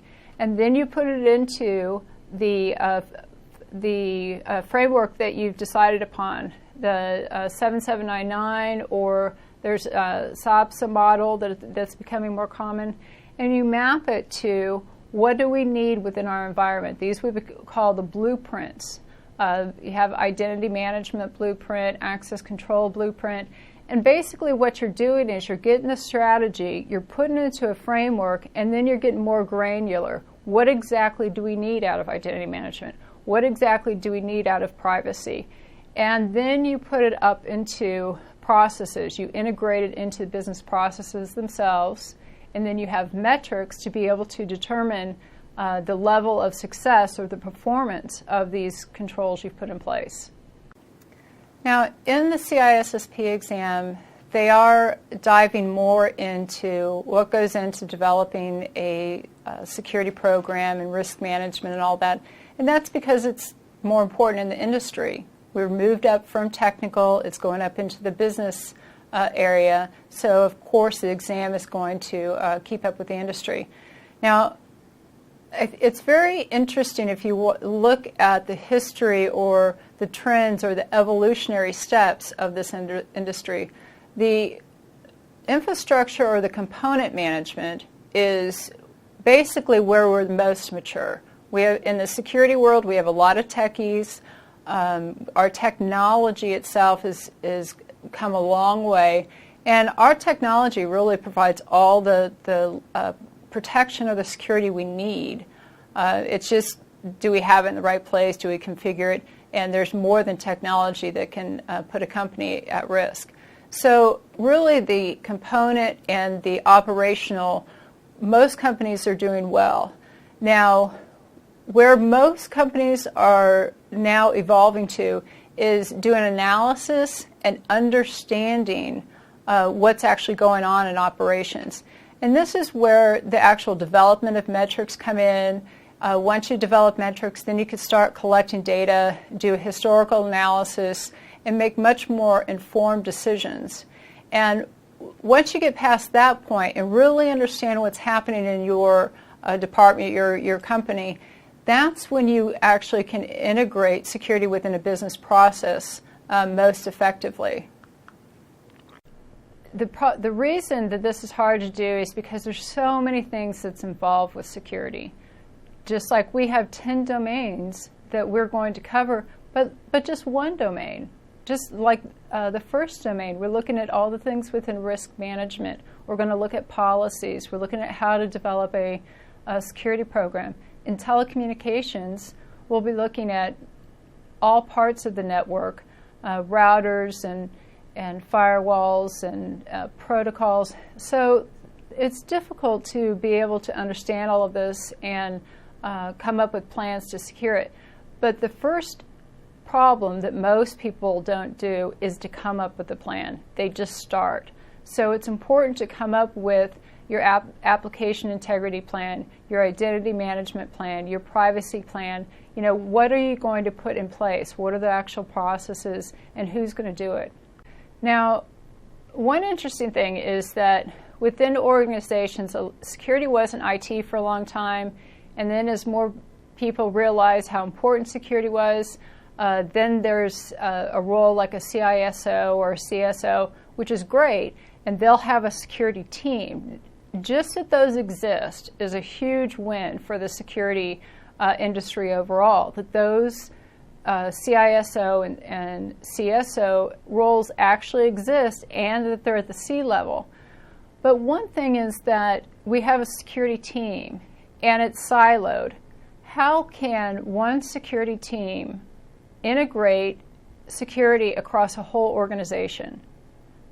They can't, because it's not just technical. Now, if all you needed was people to run the firewalls and people to look at the IDS alerts or somebody to do event management, that's one thing. But since this is a business and there's all these different types of risks that can happen in the different departments, one security team cannot understand all the business risks that can take place in the security risks and be able to control it. So security needs to be across the organization. And like I said before, there needs to be delegation, and that has to come from the senior level of it's not just the CISO's responsibility. It needs to go out to the different business managers or the department heads, and they need to know what we're talking about to a certain degree of how to identify risks, who to talk to about those risks. So on one hand, it's great that we've actually moved security from IT. We've come up with these different roles, and a lot of companies actually have security teams. But now we have to go a step further. We have to identify who's going to be responsible for security throughout the organization. And different organizations have the different names for them: business unit, process owner, but it has to go across the organization itself. Otherwise, you really can't have holistic security. Now, one of the mantras that's been in the industry is that security is a process, not a product. And that's true. Security is supposed to be a process, not a product. What that means is you can't buy a product, install it, and now you're secure. You have to actually understand the business processes and the workflow and identify with the steps within the processes where the threats can come in. And many people have gone through this because regulations require it, but not to the necessary level. A lot of them go through this just to please the auditors. But you actually have to understand not only how the business works, but the different steps through like a flow chart or something, and identify where the risks happen. So that's how you integrate security within a business process. And most companies, I don't think anybody's fully there yet, but that's our utopia. That's what we're working towards. Now, in the past, security usually came from IT, as I said, and that's a bottom-up approach. And the problem with a bottom-up approach is you have people in IT who they actually don't know all the risks to the company. They understand the technical risks, but they don't understand all of the risks, and they don't understand the full business. They don't have the purse strings. They don't have the recognition. Security needs to come from the top down because it's senior management that can enforce security standards, can enforce that people will be doing what they're supposed to be doing. They have the money, and they have a larger view of the organization. Instead of just one component like IT, they can understand an organization and all the different types of risk and how it can affect the company. So security needs to come from the top down because the top is the one that's liable in the end. So I've fought with management over a lot of years, and I'm just thankful that security is now becoming into more people's consciousness, and they have to think about this at different levels. But people who've been in this industry for quite some time know what a struggle it's been to get management to key in and understand these things. Now, I said that there's different models or frameworks that you can use to build a security program, and the most popular one it's called BS 7799. That's British Standard, but now it's been accepted by the industry body, so it's ISO 7799. And if you look at the different things that fall under these guidelines, they map pretty well to the CISSP domains, because within the CISSP domains, we actually go over what needs to take place in every security program. So if most people aren't, or organizations aren't going to know how to build a security program, so that's why they laid this out.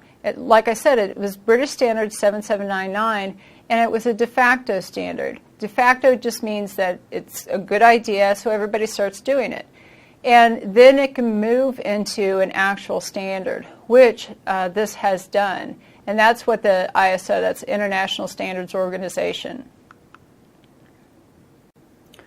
So this companies actually get certified against this, and the 7799 is going through some upgrades or being a little bit modified by the ISO group.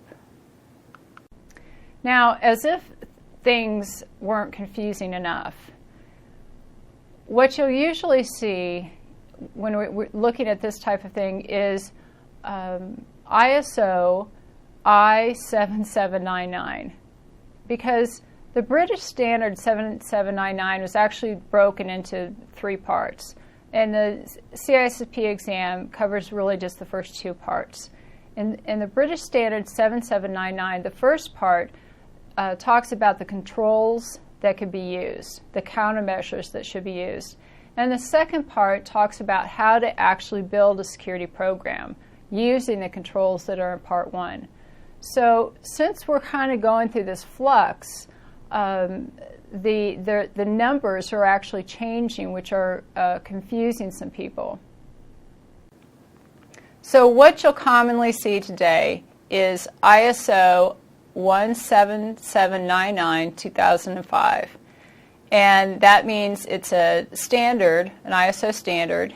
They're still using the 7799, and 2005 is when it was created. That's for the first part. For the second part, they've already moved away from 7799, and you'll see ISO 27001. And that represents the second part. It gets too confusing. So 7799, it basically had three parts.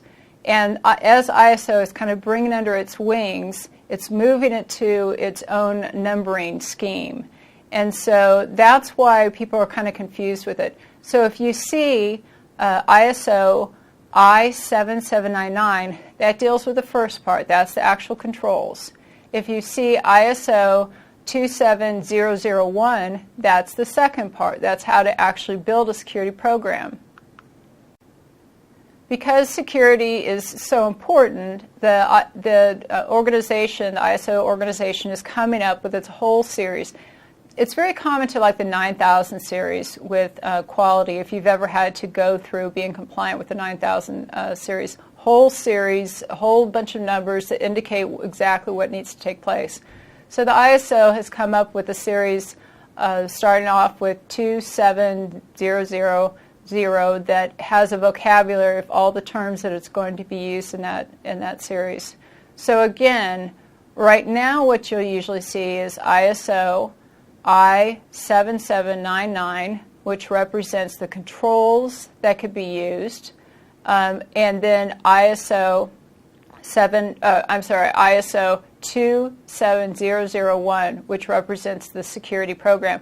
Now, it's the security program standard that companies can choose to get certified against. So you can have an outside auditor who's already been blessed, by ISO that they could do this. They'll come in and see if you're actually following the standard and are compliant with it, and then you can brag to your customers to say that somebody else says we're secure. I mean, that's the reason that you actually do it, is provide confidence with your customers and your partners. Now, something else that's getting a lot more limelight is called COBIT. And this is the Control Objectives for Information and Related Technology, COBIT. And this is a whole structure for really how to set up a IT infrastructure. It's not necessarily just about security, although it has a portion that deals with security. It's about all the things that should take place in a IT infrastructure. In COBIT, there's 4 domains. It's broken down into planning and organization, acquisition and implementation, delivery and support, and monitoring. So it has all of these different domains. And within security, we're usually just looking at the delivery and support domain that ties into the security issues. Now, COBIT is great, but you can't really implement all of it within even 3 years because it's huge. It covers everything. But as security professionals, there are specific things that are called out that we'll look at. So the common things that we'll look at as security professionals are we have to come up with a security plan. There's a piece about identity management, user group management, security testing. So COBIT will lay out what the requirements are for security infrastructure, and it'll look at, it's trying to, or the goal is to tie IT resources to business processes. That's the whole goal of COBIT, is to make sure that IT is in alignment with business. So COBIT actually has a lot of different parts to it. First, it'll have an overall, what actually this one section's about, a security plan. What is a security plan? And then you actually dig down and get into the control objectives, and there's performance indicators, and there's maturity models. So it starts at a high layer, and it keeps kind of going down into how to do this whole thing. So it has performance indicators. Really, they set the goal. What is it that you want to accomplish with developing your security plan? Well, and then you have KPI, their performance indicators to measure how well you're doing that. Your identity management, they'll have goals set out and metrics on how you're doing. Same thing with user management. So they provide these metrics that can be used. So COBIT is a very high-level approach to security. It provides control objectives. That's what they're called, control objectives. And basically, you have to provide a control that maps to that objective. And that's what the auditors are going to be looking at. They'll have the control objectives, and then they'll look at the control or make sure you have a control in place. So it's a high-level approach. COBIT is I think it's useful because it covers so many things. Because a lot of companies don't know that they have to have a security plan, that they have to have these type of policies, they need to do this, that other thing. So it has a whole list of things that need to be done. They do have performance indicators that are a little bit high level. A lot of companies get more detailed into the metrics they use. Now, something else that's becoming more important within the industry is information technology infrastructure library. And this is not something that's directed at security, even though there's a security component in it.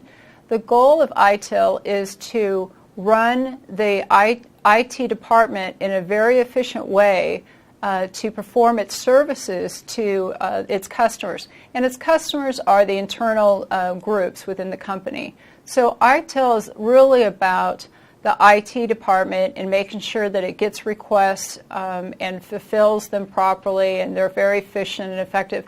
And there is a component of security in it, but it's something that you should be aware of because it's becoming more and more important because we have to save money. There's a lot of wasted money and wasted time within IT departments, and we have to make sure that they map properly to business processes.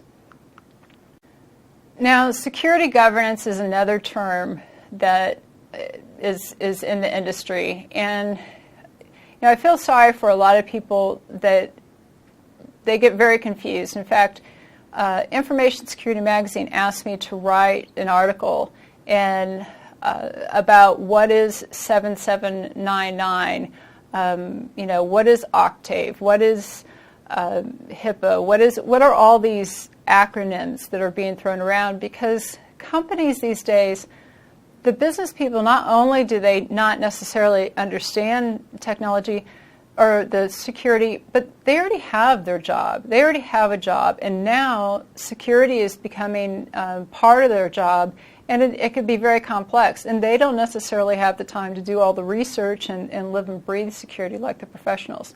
So, another thing is, what is the security governance? This is another term that is very subjective to a lot of people. They don't know how to necessarily articulate it. So security governance is it's like corporate governance. Corporate governance means that the board and senior management is overseeing and responsible that the organization is running properly, that nobody's cooking the books and all that. So security governance is that security is being controlled, and it's being done properly. It's not just in IT. It's a board issue. It's a senior management issue. It's spread out across the different process owners or the business units. So security governance is something that's kind of wishy-washy, where some people don't know what it is, but it's out in the industry being discussed a lot. And I put together an actual article describing security governance, and what I did is, instead of use the common terminology that's used to explain what this is, I give an example. So when you're looking at security governance, you can look at two different companies, and they both have firewalls, they both have access control, they both have a security team, they both have a CISO in place. So it seems like they're both the same. They're doing the same amount of work in security, they're performing the same. But that really is not true. When you look closer, you can have company A that actually has a security governance program, and that means that everybody who is supposed to be involved is involved. The board, senior management, the different process owners. The other company, it's just an IT. They don't have the security spread out, and senior management isn't taking it seriously. Another thing is that the executive in the company A, the executives are setting the stage, they're setting the tone for security. Company B, you have a CISO who has all the responsibility and liability, but no support, no funds. And for a long time, and even today, CISOs are commonly the sacrificial lamb because the senior management isn't taking responsibility. And company A that has security governance, they would understand the business processes. They understand where the security risks are within the business processes. In company B, they haven't documented or looked at the processes. That's a big difference. In company A that has security governance, they hold their people accountable. They hold not only the CISO, but the process owners and even the employees. In this other company, they have policies, but they don't ever back them up. So you could see the difference between two different companies. One has security governance and one doesn't. And another thing with security governance is you have the metrics in place and you're continually trying to improve and you're monitoring. So security governance is really becoming a big thing in the industry because regulations are requiring it. And a lot of people don't understand what actually it is. It means doing the right thing, doing all the things that we're talking about, especially in this domain, and being responsible, carrying out due diligence and due care. Now, we've talked about risk management. We've looked at some frameworks that could be used to set up a security program. We talked about what a security program is. Now we have to kind of start filling it in. And in the components, especially in security management practices, would be the development of the policies, the standards, the baseline, the guidelines, roles and responsibilities.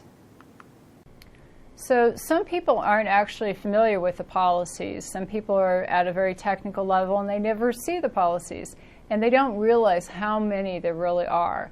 Some people think there's just one policy that affects and addresses everything. Most organizations have several different policies that address, specific issues of how you're going to deal with sensitive data or physical security. So there's a lot of different policies usually involved. Now, the overreaching policy is the organizational policy, and that addresses the business needs, the laws, regulations. But this is the directives for management. Basically, the policy is what management says the role of security in this company. What is the role of security in this company? So there's different types of policies, but there is usually one overreaching policy itself. So in this organizational policy, what's there? Well, we have the strategic direction of what security management is all about. We identify the compliancy issues. We define the actual security program itself. You define the roles, not individuals. You don't call out individuals. You define the roles and their responsibilities. You define the actual security team. So in a way, it's a high-level roadmap, but it is very high level. A policy is not specific because it has to cover so many different departments and so many different processes and different technologies. If your policy was specific, let's say about a type of firewall, you'd have to change it once you did a refresh. So a policy is almost like a law. It has to be interpreted.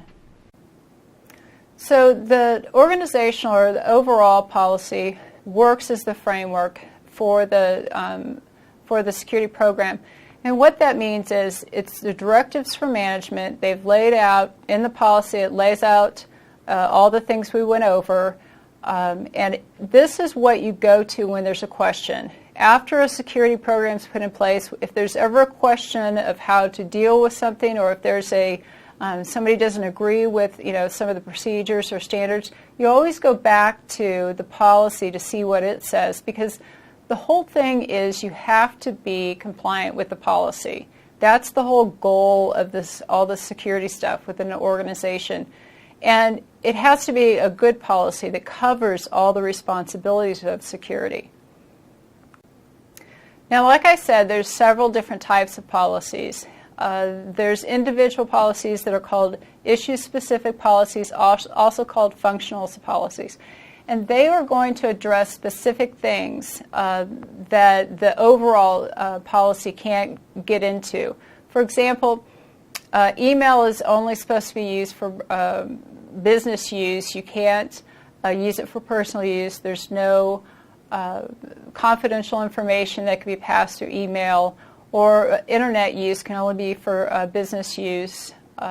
What to do in physical emergencies. So there's individual policies that deal with individual specific items.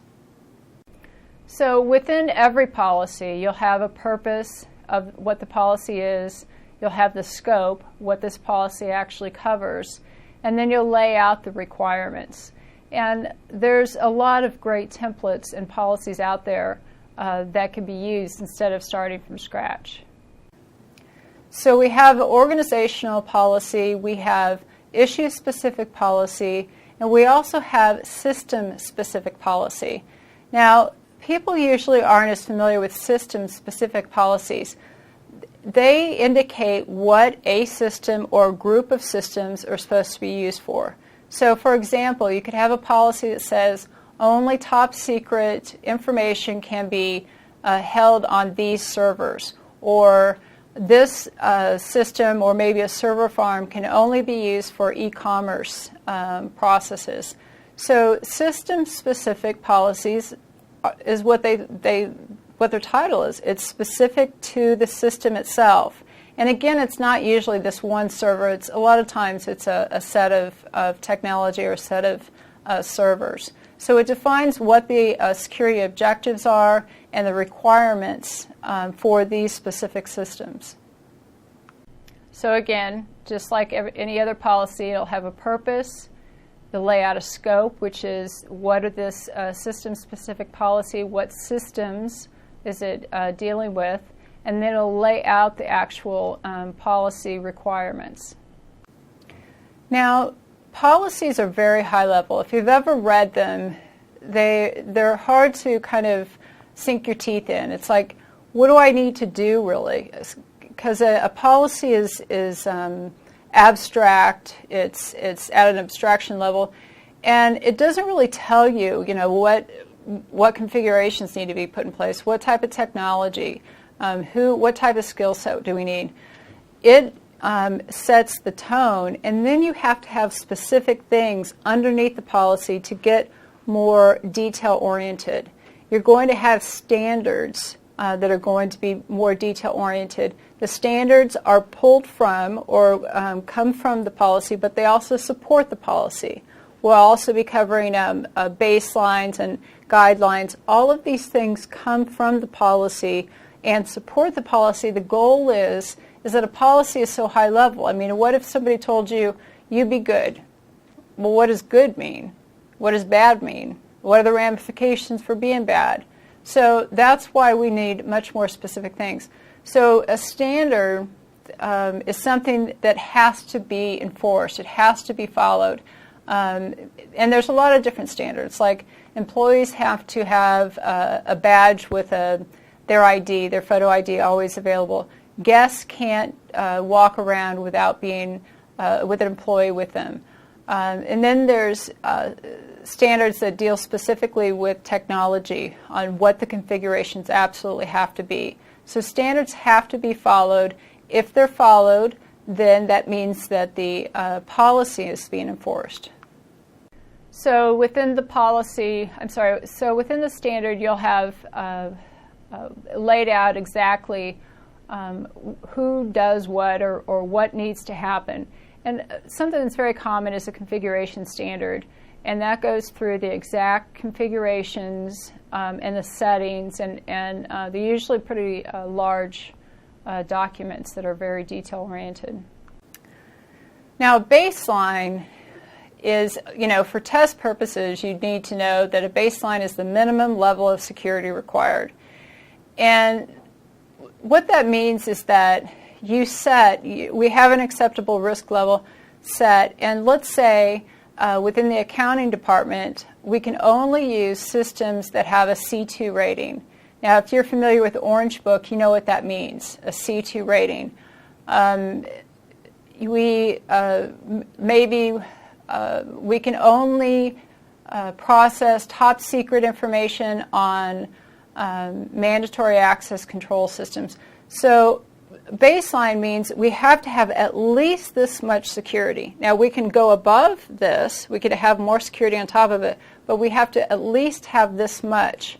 So really, if we follow all the standards, that means that we're hitting that baseline. So if we follow all the standards properly, we are providing the minimum level of security that's required. And then, as I said today, we're getting into metrics to be able to define these and keep track of the security levels a little bit better.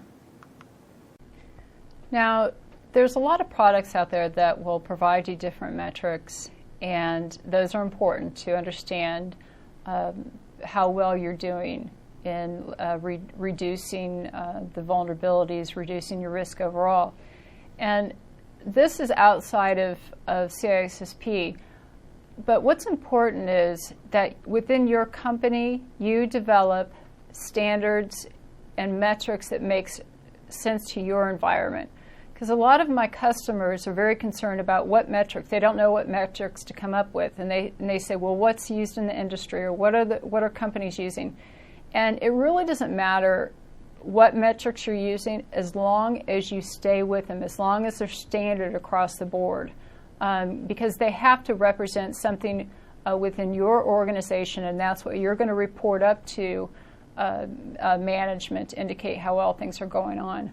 But metrics are used to indicate how well we're doing against our baselines. So we set our baselines, the metrics, we keep track of those to say, yep, we're hitting our baseline, or no, we're not hitting our baseline. We need to put another control in place. And then there's guidelines, which are just suggestions on how to deal with different issues. They're not something that has to be followed. They're guidelines or suggestions. Now, there's guidelines in the industry, and some companies develop their own guidelines internally, because you can't have a standard for everything. So maybe a guideline explains what a private key and a public key, how they work, and how they work within a PKI. That could be an example. And then you have procedures, which are step-by-step instructions of how to do something. And this is really where most companies fall down, is to have complete sets of procedures. Because there are a lot of writing, there's a lot of stuff to put down. But the reason that you should have procedures is to ensure that things are happening in a standardized way. Would you want somebody to set up a server any way that they want to? Or should they set up a server and have the same configurations as the other servers? So it's all about standardization. So if we look at how these components come together, let's say we have a policy that unauthorized users should not have access to sensitive data. And a policy would be that high level. Then you'd have a standard that says users must have a smart card and a PIN number to be authenticated to, and then authorized to access this sensitive information. That's the standard. The baseline is the number of unauthorized accesses allowed, because really you can't have 100% security like I've talked about. So you have to set a baseline that's a clipping level. It's an actual threshold. Then you have a guideline that explains what identification and authorization is, and potentially how to use smart cards. And then you have procedures on how to actually configure like a database that controls where the sensitive data is. So this is how they all work together. And again, the policy is the management directives, it's high level, and all of these other things are developed to provide meat for us to actually know what to do to be compliant with the policy. So the policy should not just be known by the security group, and that happens. If you go into an organization, you say, let me see your security policies, some people will never know where they are. Everybody should at least know how to get access to them. They should be on like an internet site or something. But the CEO and the board actually needs to bless them. They need to bless the policies that are put in place. And so we just see how what the relationship is, that standards, procedures, baselines, and guidelines come from the security policy and support it. That's the relationship. Now, what's senior management's role in security? We actually talked about this a little bit because I said that security should be top-down, not bottom-up. Security management needs to run. They don't do day in, day out operational stuff, but they have to make sure that people are staying on security. They have to make sure it's continually funded as needed, that it doesn't just stall, because a lot of security initiatives start and then aren't completed. It's actually management's responsibility to enforce this, whatever the new security initiative is. And the whole thing about security, the biggest, hardest thing to do is change culture. Implementing technology is the easiest thing to do, but people are really usually the problem. And senior management has to be behind security to help that culture change so that you can have some type of enforcement on the rules that are to be followed. So we need to understand the security roles that should be outlined in the security program. Now, data owner, a lot of people in the corporate world aren't as familiar with a data owner. In the government, in the military, they're very familiar because they follow very structured security. So a data owner is somebody who's responsible for a set of data. So let's say that there's a VP that is over accounting. That VP would be the data owner for all of the accounting information, means that they're responsible for ensuring that data is protected. Now, they're not responsible for configuring the access controls or doing the operational issues. What they have to do is set a classification. The classification of the data indicates the level of protection that's required. So a data owner is responsible for classifying data, and that in turn protects, they're setting the protection level of the information. It's the custodian that's actually going to do the day in, day out configuration, installation of software and devices. So the data owner sets the classification. The custodian, which is usually the IT department, will do the actual setup, the configurations, the software and everything to make sure it meets that classification level.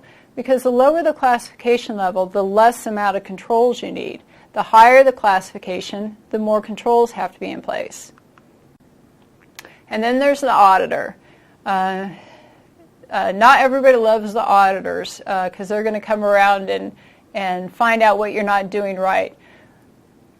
But really, security people should look at auditors in a different light. They can help you with your business, what you're trying to tell the business people. A lot of people think auditors are just going to come around and say, you're not doing this right, you're not doing that right, and then maybe you're going to get in trouble. But if you're actually practicing security the way that you are supposed to, a lot of times you'll have gaps that you want to get fixed, but you don't have the funds or you don't have the acknowledgement or nobody's looking at it or paying attention to it. So once auditors come around, they can mark you off on that, and then you can go to management and say, okay, not only do I say that we need to do this, the auditors say that we need to do this. And auditing is becoming a bigger thing because of all the regulations. Most large organizations have internal auditors that are ensuring the compliancy to the policy, and then there's external auditors that will come and make sure the company is compliant with the regulations. Now, one thing that's important to understand is who is approving access to any type of resource. Unfortunately, in some environments, it's up to IT. They're setting up the accounts, they're assigning the privileges and the permissions, and that's not how it should be because they don't have that liability. It should be somebody at a higher level that actually assigns access. And we're going to get more into that in identity management in Domain 2. But right now, what I want to get across is there's data owners who will set the classification.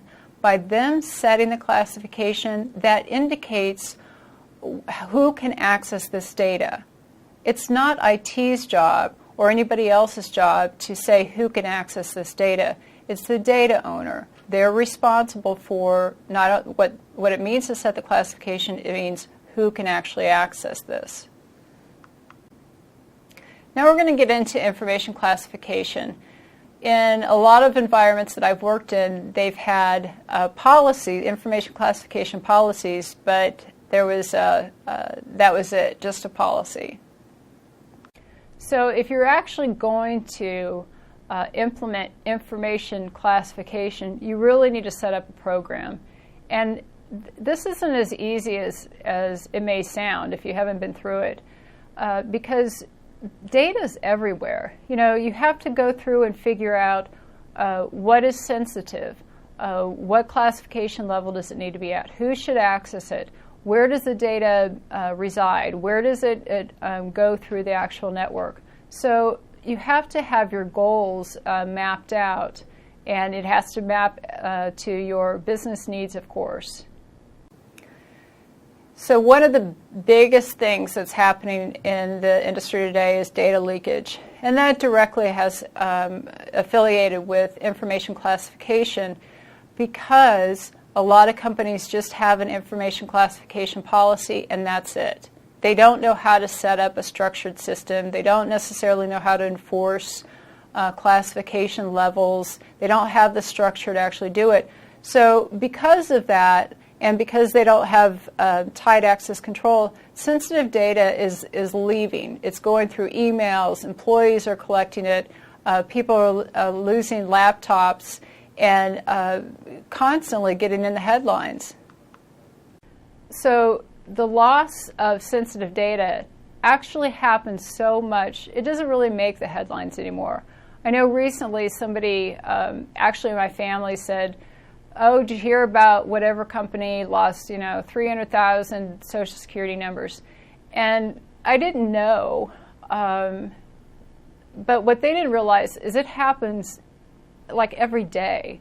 It happens all the time. We don't necessarily know about it, but companies are losing sensitive data left and right, and it's not unless it gets to the news do we find out about it. And some companies are losing data and they don't even know it. They've been giving the hackers Social Security numbers, sensitive information for years, and nobody's recognized it yet. So in your classification program, you have to set up levels. Now, in the military and the government, there's very strict levels that are already set up: top secret, secret, confidential. Now, in the commercial sector or the corporate world, it's up to the organization to set up what you're going to use, and you can use whatever you want to use, and you define its definition. So there's no standard that says confidential means this or sensitive means that. The company has to come up with what classifications they're going to use and what that means. It means what sensitive data would fall under confidential, what type of sensitive data will go under private. So of course it makes sense that the more sensitive the data, the higher the level of the classification, the more controls and monitoring and auditing that needs to take place. So there's a relationship between the classification levels and the trust that's put together. So why don't we just call everything top secret, then it's all protected, and call it a day?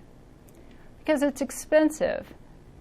Something that's higher classification requires more controls, more man hours, more monitoring, more auditing. So it's expensive. It takes more revenue and time to protect things at a higher level. So that's why you have to have this structured approach so you're efficient. Your cost, there's a cost benefit there. So how do we do this? Well, we first need to figure out what are we protecting. Just like before when we were talking about the risk management, what information assets are we going to protect? Because not all information has to be protected. Not all information is sensitive. We need to define the levels that we're going to use. Maybe we're going to use classified, private, and public. We have to define those. Then we define a criteria that we're going to look a little bit more into. But how do you actually classify data? Because you don't want people to just wing it. You actually have a criteria to determine what goes into private, what goes into public. So then you come up with your handling and labeling procedures, which means how does this information get moved around, who can move it, and it needs to be labeled. And this is another way where information is being lost. Backup tapes disappear, and companies will actually sell off their systems, and they haven't wiped their hard drives, and it still has sensitive data there. So then you need to define who the owners are, who's responsible for the different data sets, and then you come up with the level of protection that's required per classification. So if you have confidential, it requires this level of protection. If you have private, it requires this level of protection. And you need to integrate it into your security awareness training and any other training programs, because users need to know what to do or how to deal with this type of information.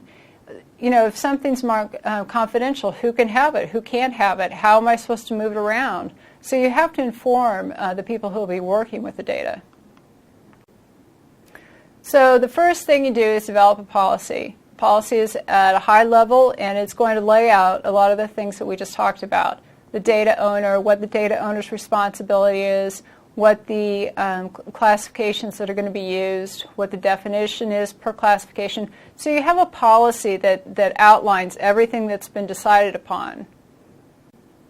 And then you have to have your procedures and guidelines and standards. So we have to spell out, how do we classify information? How do we change the classification? Because sometimes things can be declassified, or sometimes it becomes more sensitive. How do we destroy the data? And another domain, we're going to talk about how to securely destroy sensitive data. But these are all the things that have to be considered. And that's why it sounds like data classification is an easy process, but there's actually a lot involved. So on the classification levels, it's important to not have too many of them. Say you had 15 classification levels. Well, that's too crazy. It's too confusing. Nobody would know what to put, what kind of data goes where. So you don't want too many, but you also don't want too small of an amount, because they're not going to be taken seriously. So, a lot of companies actually have 3. It's very common for corporations to have 3 classification levels. It's important that they're very distinct, so there's no confusion on the type of data that goes under that classification. So those classification levels should not overlap. So I talked about a criteria, and this is something that I've seen a lot of companies miss. They'll have a policy. They may even identify the data owners, who's responsible for the data. But the data owners have no idea how to classify the information. They just gut, that seems sensitive, so I'll put it into this classification. Or I think people could have access to that, so I'll put it in public. That's not a standardized approach. And most people who are going to be data owners are business people, and they haven't done this before. So if you're going to have a standardized approach across the whole enterprise, so that the data owners are classifying the data the same way, you have to have a criteria. And the criteria lays out examples of what would go into the different classifications.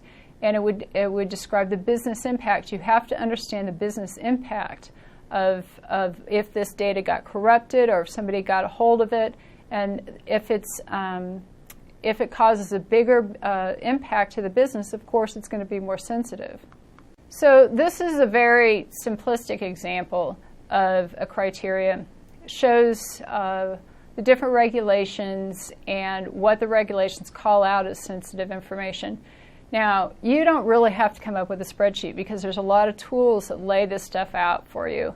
There's automated tools that have everything under HIPAA, what's considered sensitive, everything under GLB, what's considered sensitive. But you have to have something laid out so that data owners know how to map them.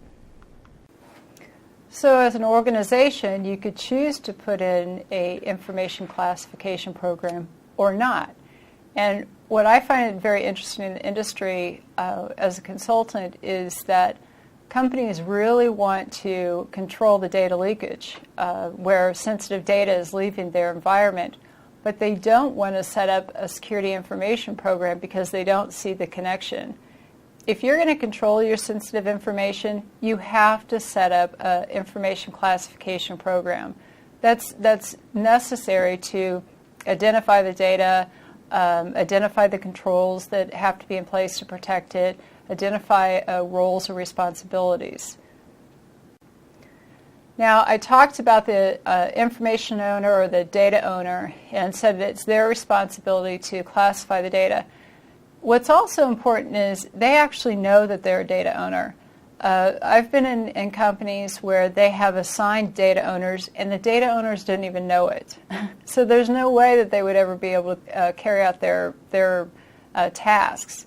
Now, they also need to understand how to do this process. You have to train the data owners on how to use the criteria, understand the business impact of different types of sensitive data, and put it into the classification. So you can't just on paper say somebody's a data owner and that's it. It's just paper. So as I said before, the sensitive data must be labeled properly and have handling procedures. How are we supposed to handle this? If it's a digital, if it's in paper, who is supposed to handle it? What are the procedures? There should be markings. If it's classified, it should have that on the actual paper or on the digital format. And this is important that, it gets back to that whole do care thing. If sensitive information got out and then one of your customers came to sue you, you'll go to court and they'll say, well, what did you do? And if you didn't do things like this, if you didn't set up an information classification program, if you didn't train the people how to do it, you didn't properly mark what was sensitive and what wasn't, then you'll be found liable and you'll be in the headlines, which is not a good thing. So you need to test your classification program. Make sure that the people know what they're supposed to be doing.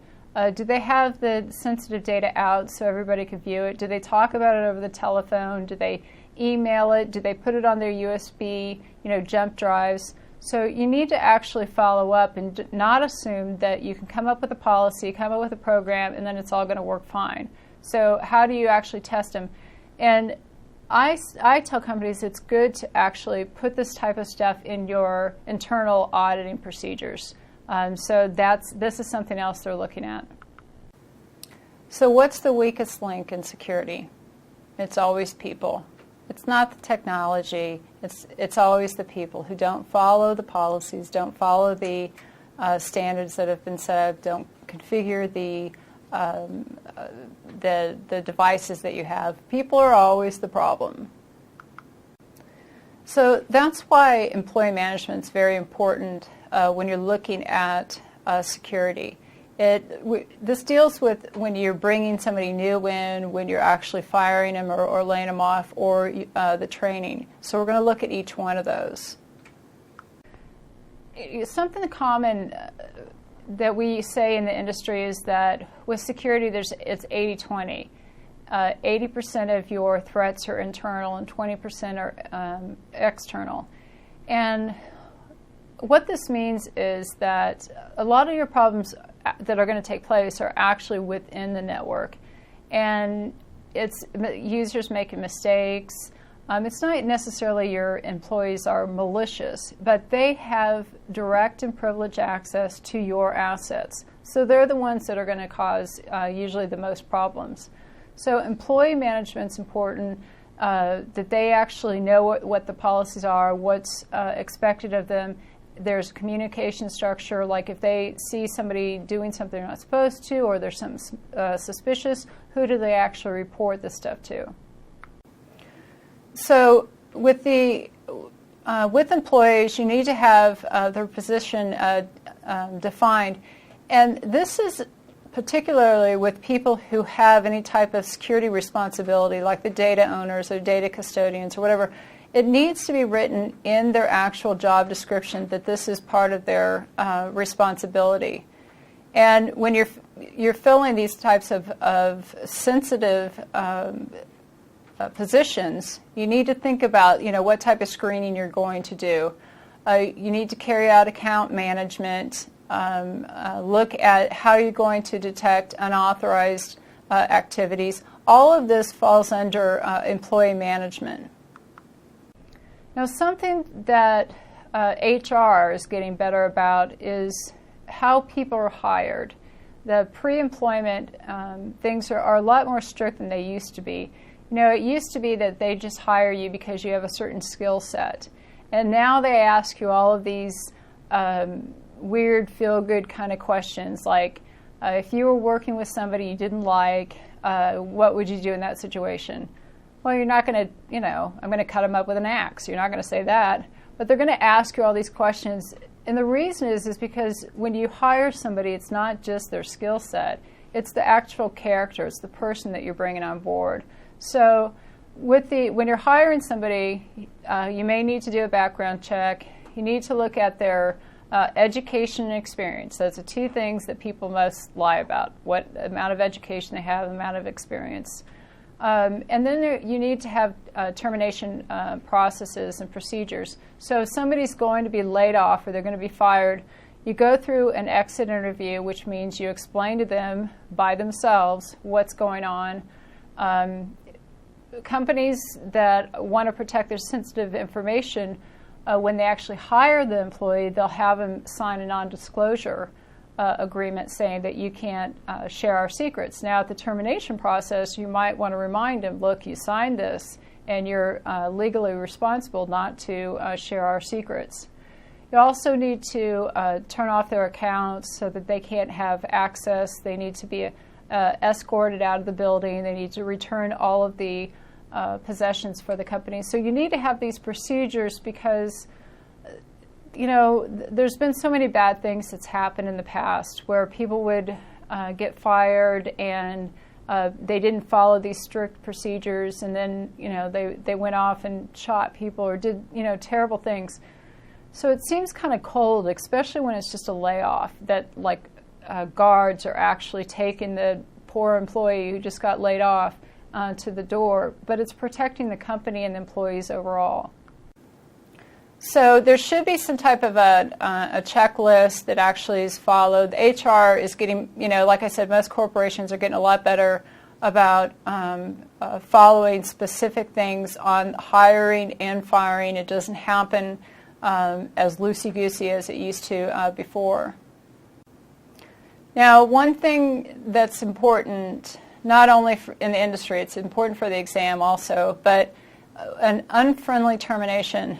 So when you know that you have a problem child, you know that you're firing somebody and they're not going to be very happy about it and they're going to be revengeful, you need to, of course, follow all of the things that I talked about. But one of the most important things is to get that account, their account to the network, turned off or disabled. And the companies have been in very interesting positions where I remember one company who was, they had a network administrator who, thought he was great. He thought he was God, and he wasn't very nice to people.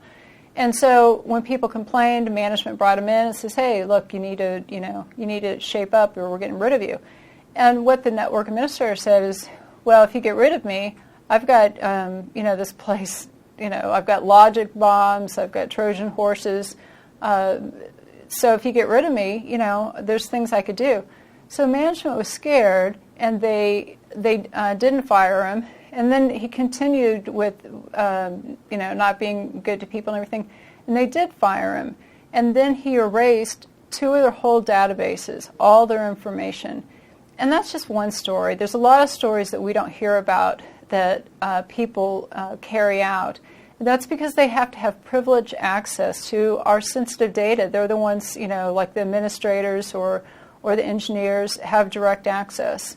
So you need to really understand who has what type of access, especially in our environments where we don't have an overall identity management access control program, which means you can pull access from all systems at one time. A lot of our environments, you have accounts at different systems that you have to make sure are properly disabled. So if it's an unfriendly termination, it's important to make sure that they don't have access to the system right away. Now, security awareness training needs to take place, and this is something that a lot of regulations are demanding, and companies that don't have it in place are now actually working hard to get it in place because the auditors have put it down that they don't have it. Now, security awareness is for everybody. That's for everybody in the company, and it's kind of high level. It talks about the policies and classification levels and such. And one thing that some people don't realize is that security awareness training isn't just training the people, it's actually a legal protection. This is a way, say you have an employee and they do something bad. They share confidential information, they download pornographic information or something, and then you want to go and fire them. And they say, I didn't know that was bad, or I didn't know that was the right thing to do. If you did your security awareness training, you could say, yes, you did know, and follow through, because there's been a lot of companies that didn't have policies in place, they didn't have security awareness in place, and when they fired somebody for doing something wrong, the employee came back and sued and actually won. So security awareness isn't just about training, it's also legal protection. Now, the different levels of people need different types of skills. So there's actually training that'll take place, and some regulations are making sure that you have the right skill level of the people in different roles. And then there's actually education, where that's usually what you're looking at, degrees and such. So there's a difference between education, training, and security awareness. So looking at the security awareness, we're just learning information. In training, it's the how. How do we actually carry out security activities? And that's more knowledge. And then the education is why. Have deeper understanding of why this stuff actually takes place. So the main thing is, who are you putting in these different roles to protect the company? What is it that they need to know, and to what level? So as I said, that security awareness is not only teaching people what the rules are, it's also a due care thing with liability. And you should do several different things. You shouldn't just have an annual security awareness class. A lot of, especially the larger companies, have online courses. They have posters, or they have banners, or they have memos, or they have things that go out to educate the users about the new viruses, or what to do if there's an incident that takes place. Another thing that I see that doesn't take place in a lot of organizations is enforcement. Companies will go through a lot of effort, spend a lot of money with coming up with the technical solutions, the processes, the policies. They do all of that. But then they don't have procedures or a thought about, well, what happens when people don't follow our rules? Who's going to enforce? How does that enforcement take place? And most of us know that if there's rules and there's not ramifications for not following them, then they're not overly important. So enforcement is actually very important, that people know that something's actually going to happen. But a lot in the corporate world, they're not very good about enforcement. In the military, the government, they're much better about that. So we covered a lot of information, and I have another question that I want you to go through. And again, The reason that I'm doing this is because a lot of the information that we've covered today is not complex.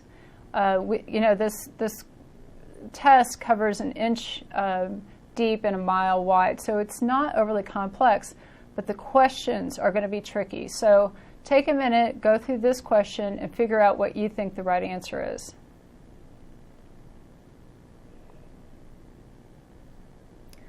Okay, so the right answer is B, using access controls. And if we look at the question, it says, a company needs to be concerned about an asset's reliability, confidentiality, and integrity. What is used to enforce protection of integrity? Now, control A, controlling physical security, well, there could be digital things that affect the integrity. So physical security isn't enough. C talks about enforcing the rules of confidentiality, which is not integrity. D is talking about logical security, which is technical. The exam actually uses, and the industry use, logical and technical interchangeably. So D just talks about technical. And remember, we have administrative, physical, and technical controls. So that's why B is the right answer, using access controls, because it actually includes A, C, and D. And that's kind of how this exam goes, is a lot of times there's a question or there's an answer that covers the rest of the answers. And why some people think that they'll take the exam and they'll be there and they'll say, boy, there's 2 right answers, or there's 3 right answers, and they'll go over and over and over again. But one of the answers most likely encompasses the other 2 answers. So using access control covers physical security, it covers logical security, and C, we're not even talking about confidentiality. So we've gone through the first domain that deals mainly with administrative type of controls. And there's a lot of information you need to know. Administrative controls, technical controls, physical controls. You need to know what they are and examples. We talked about confidentiality, integrity, availability. Not only do you need to know what those are, but the types of controls that need to be put in place to provide them. You need to really understand a lot about risk management. That's why this is the largest portion of this domain, because risk management is really important on the exam and in the industry. So in risk management, we talked about figuring out the value of assets, which is not just the purchasing of them. We talked about qualitative versus quantitative. We went through in quantitative, which is numbers-based. We looked at the formulas of how to calculate the SLE, which is asset value times exposure factor. We talked about how to calculate the ALE, which is SLE times ARO. ARO is the frequency. We went through cost-benefit analysis. We talked about total risk versus residual risk. Total risk is before you actually put a control in. Residual risk is afterwards. There's 4 ways of dealing with risk, which is mitigation, transferring, avoidance, and what else? We have mitigation, you transfer it, you avoid it, or you accept it. And you would accept the actual risk if the countermeasure actually costs more than your potential loss. We went through information classification, that you have to set up an actual program. The data owners do the classification of the data. The data custodians actually set up the systems, do the configuration. They fulfill what the data owner says. The amount of classifications, you shouldn't have too many or too little.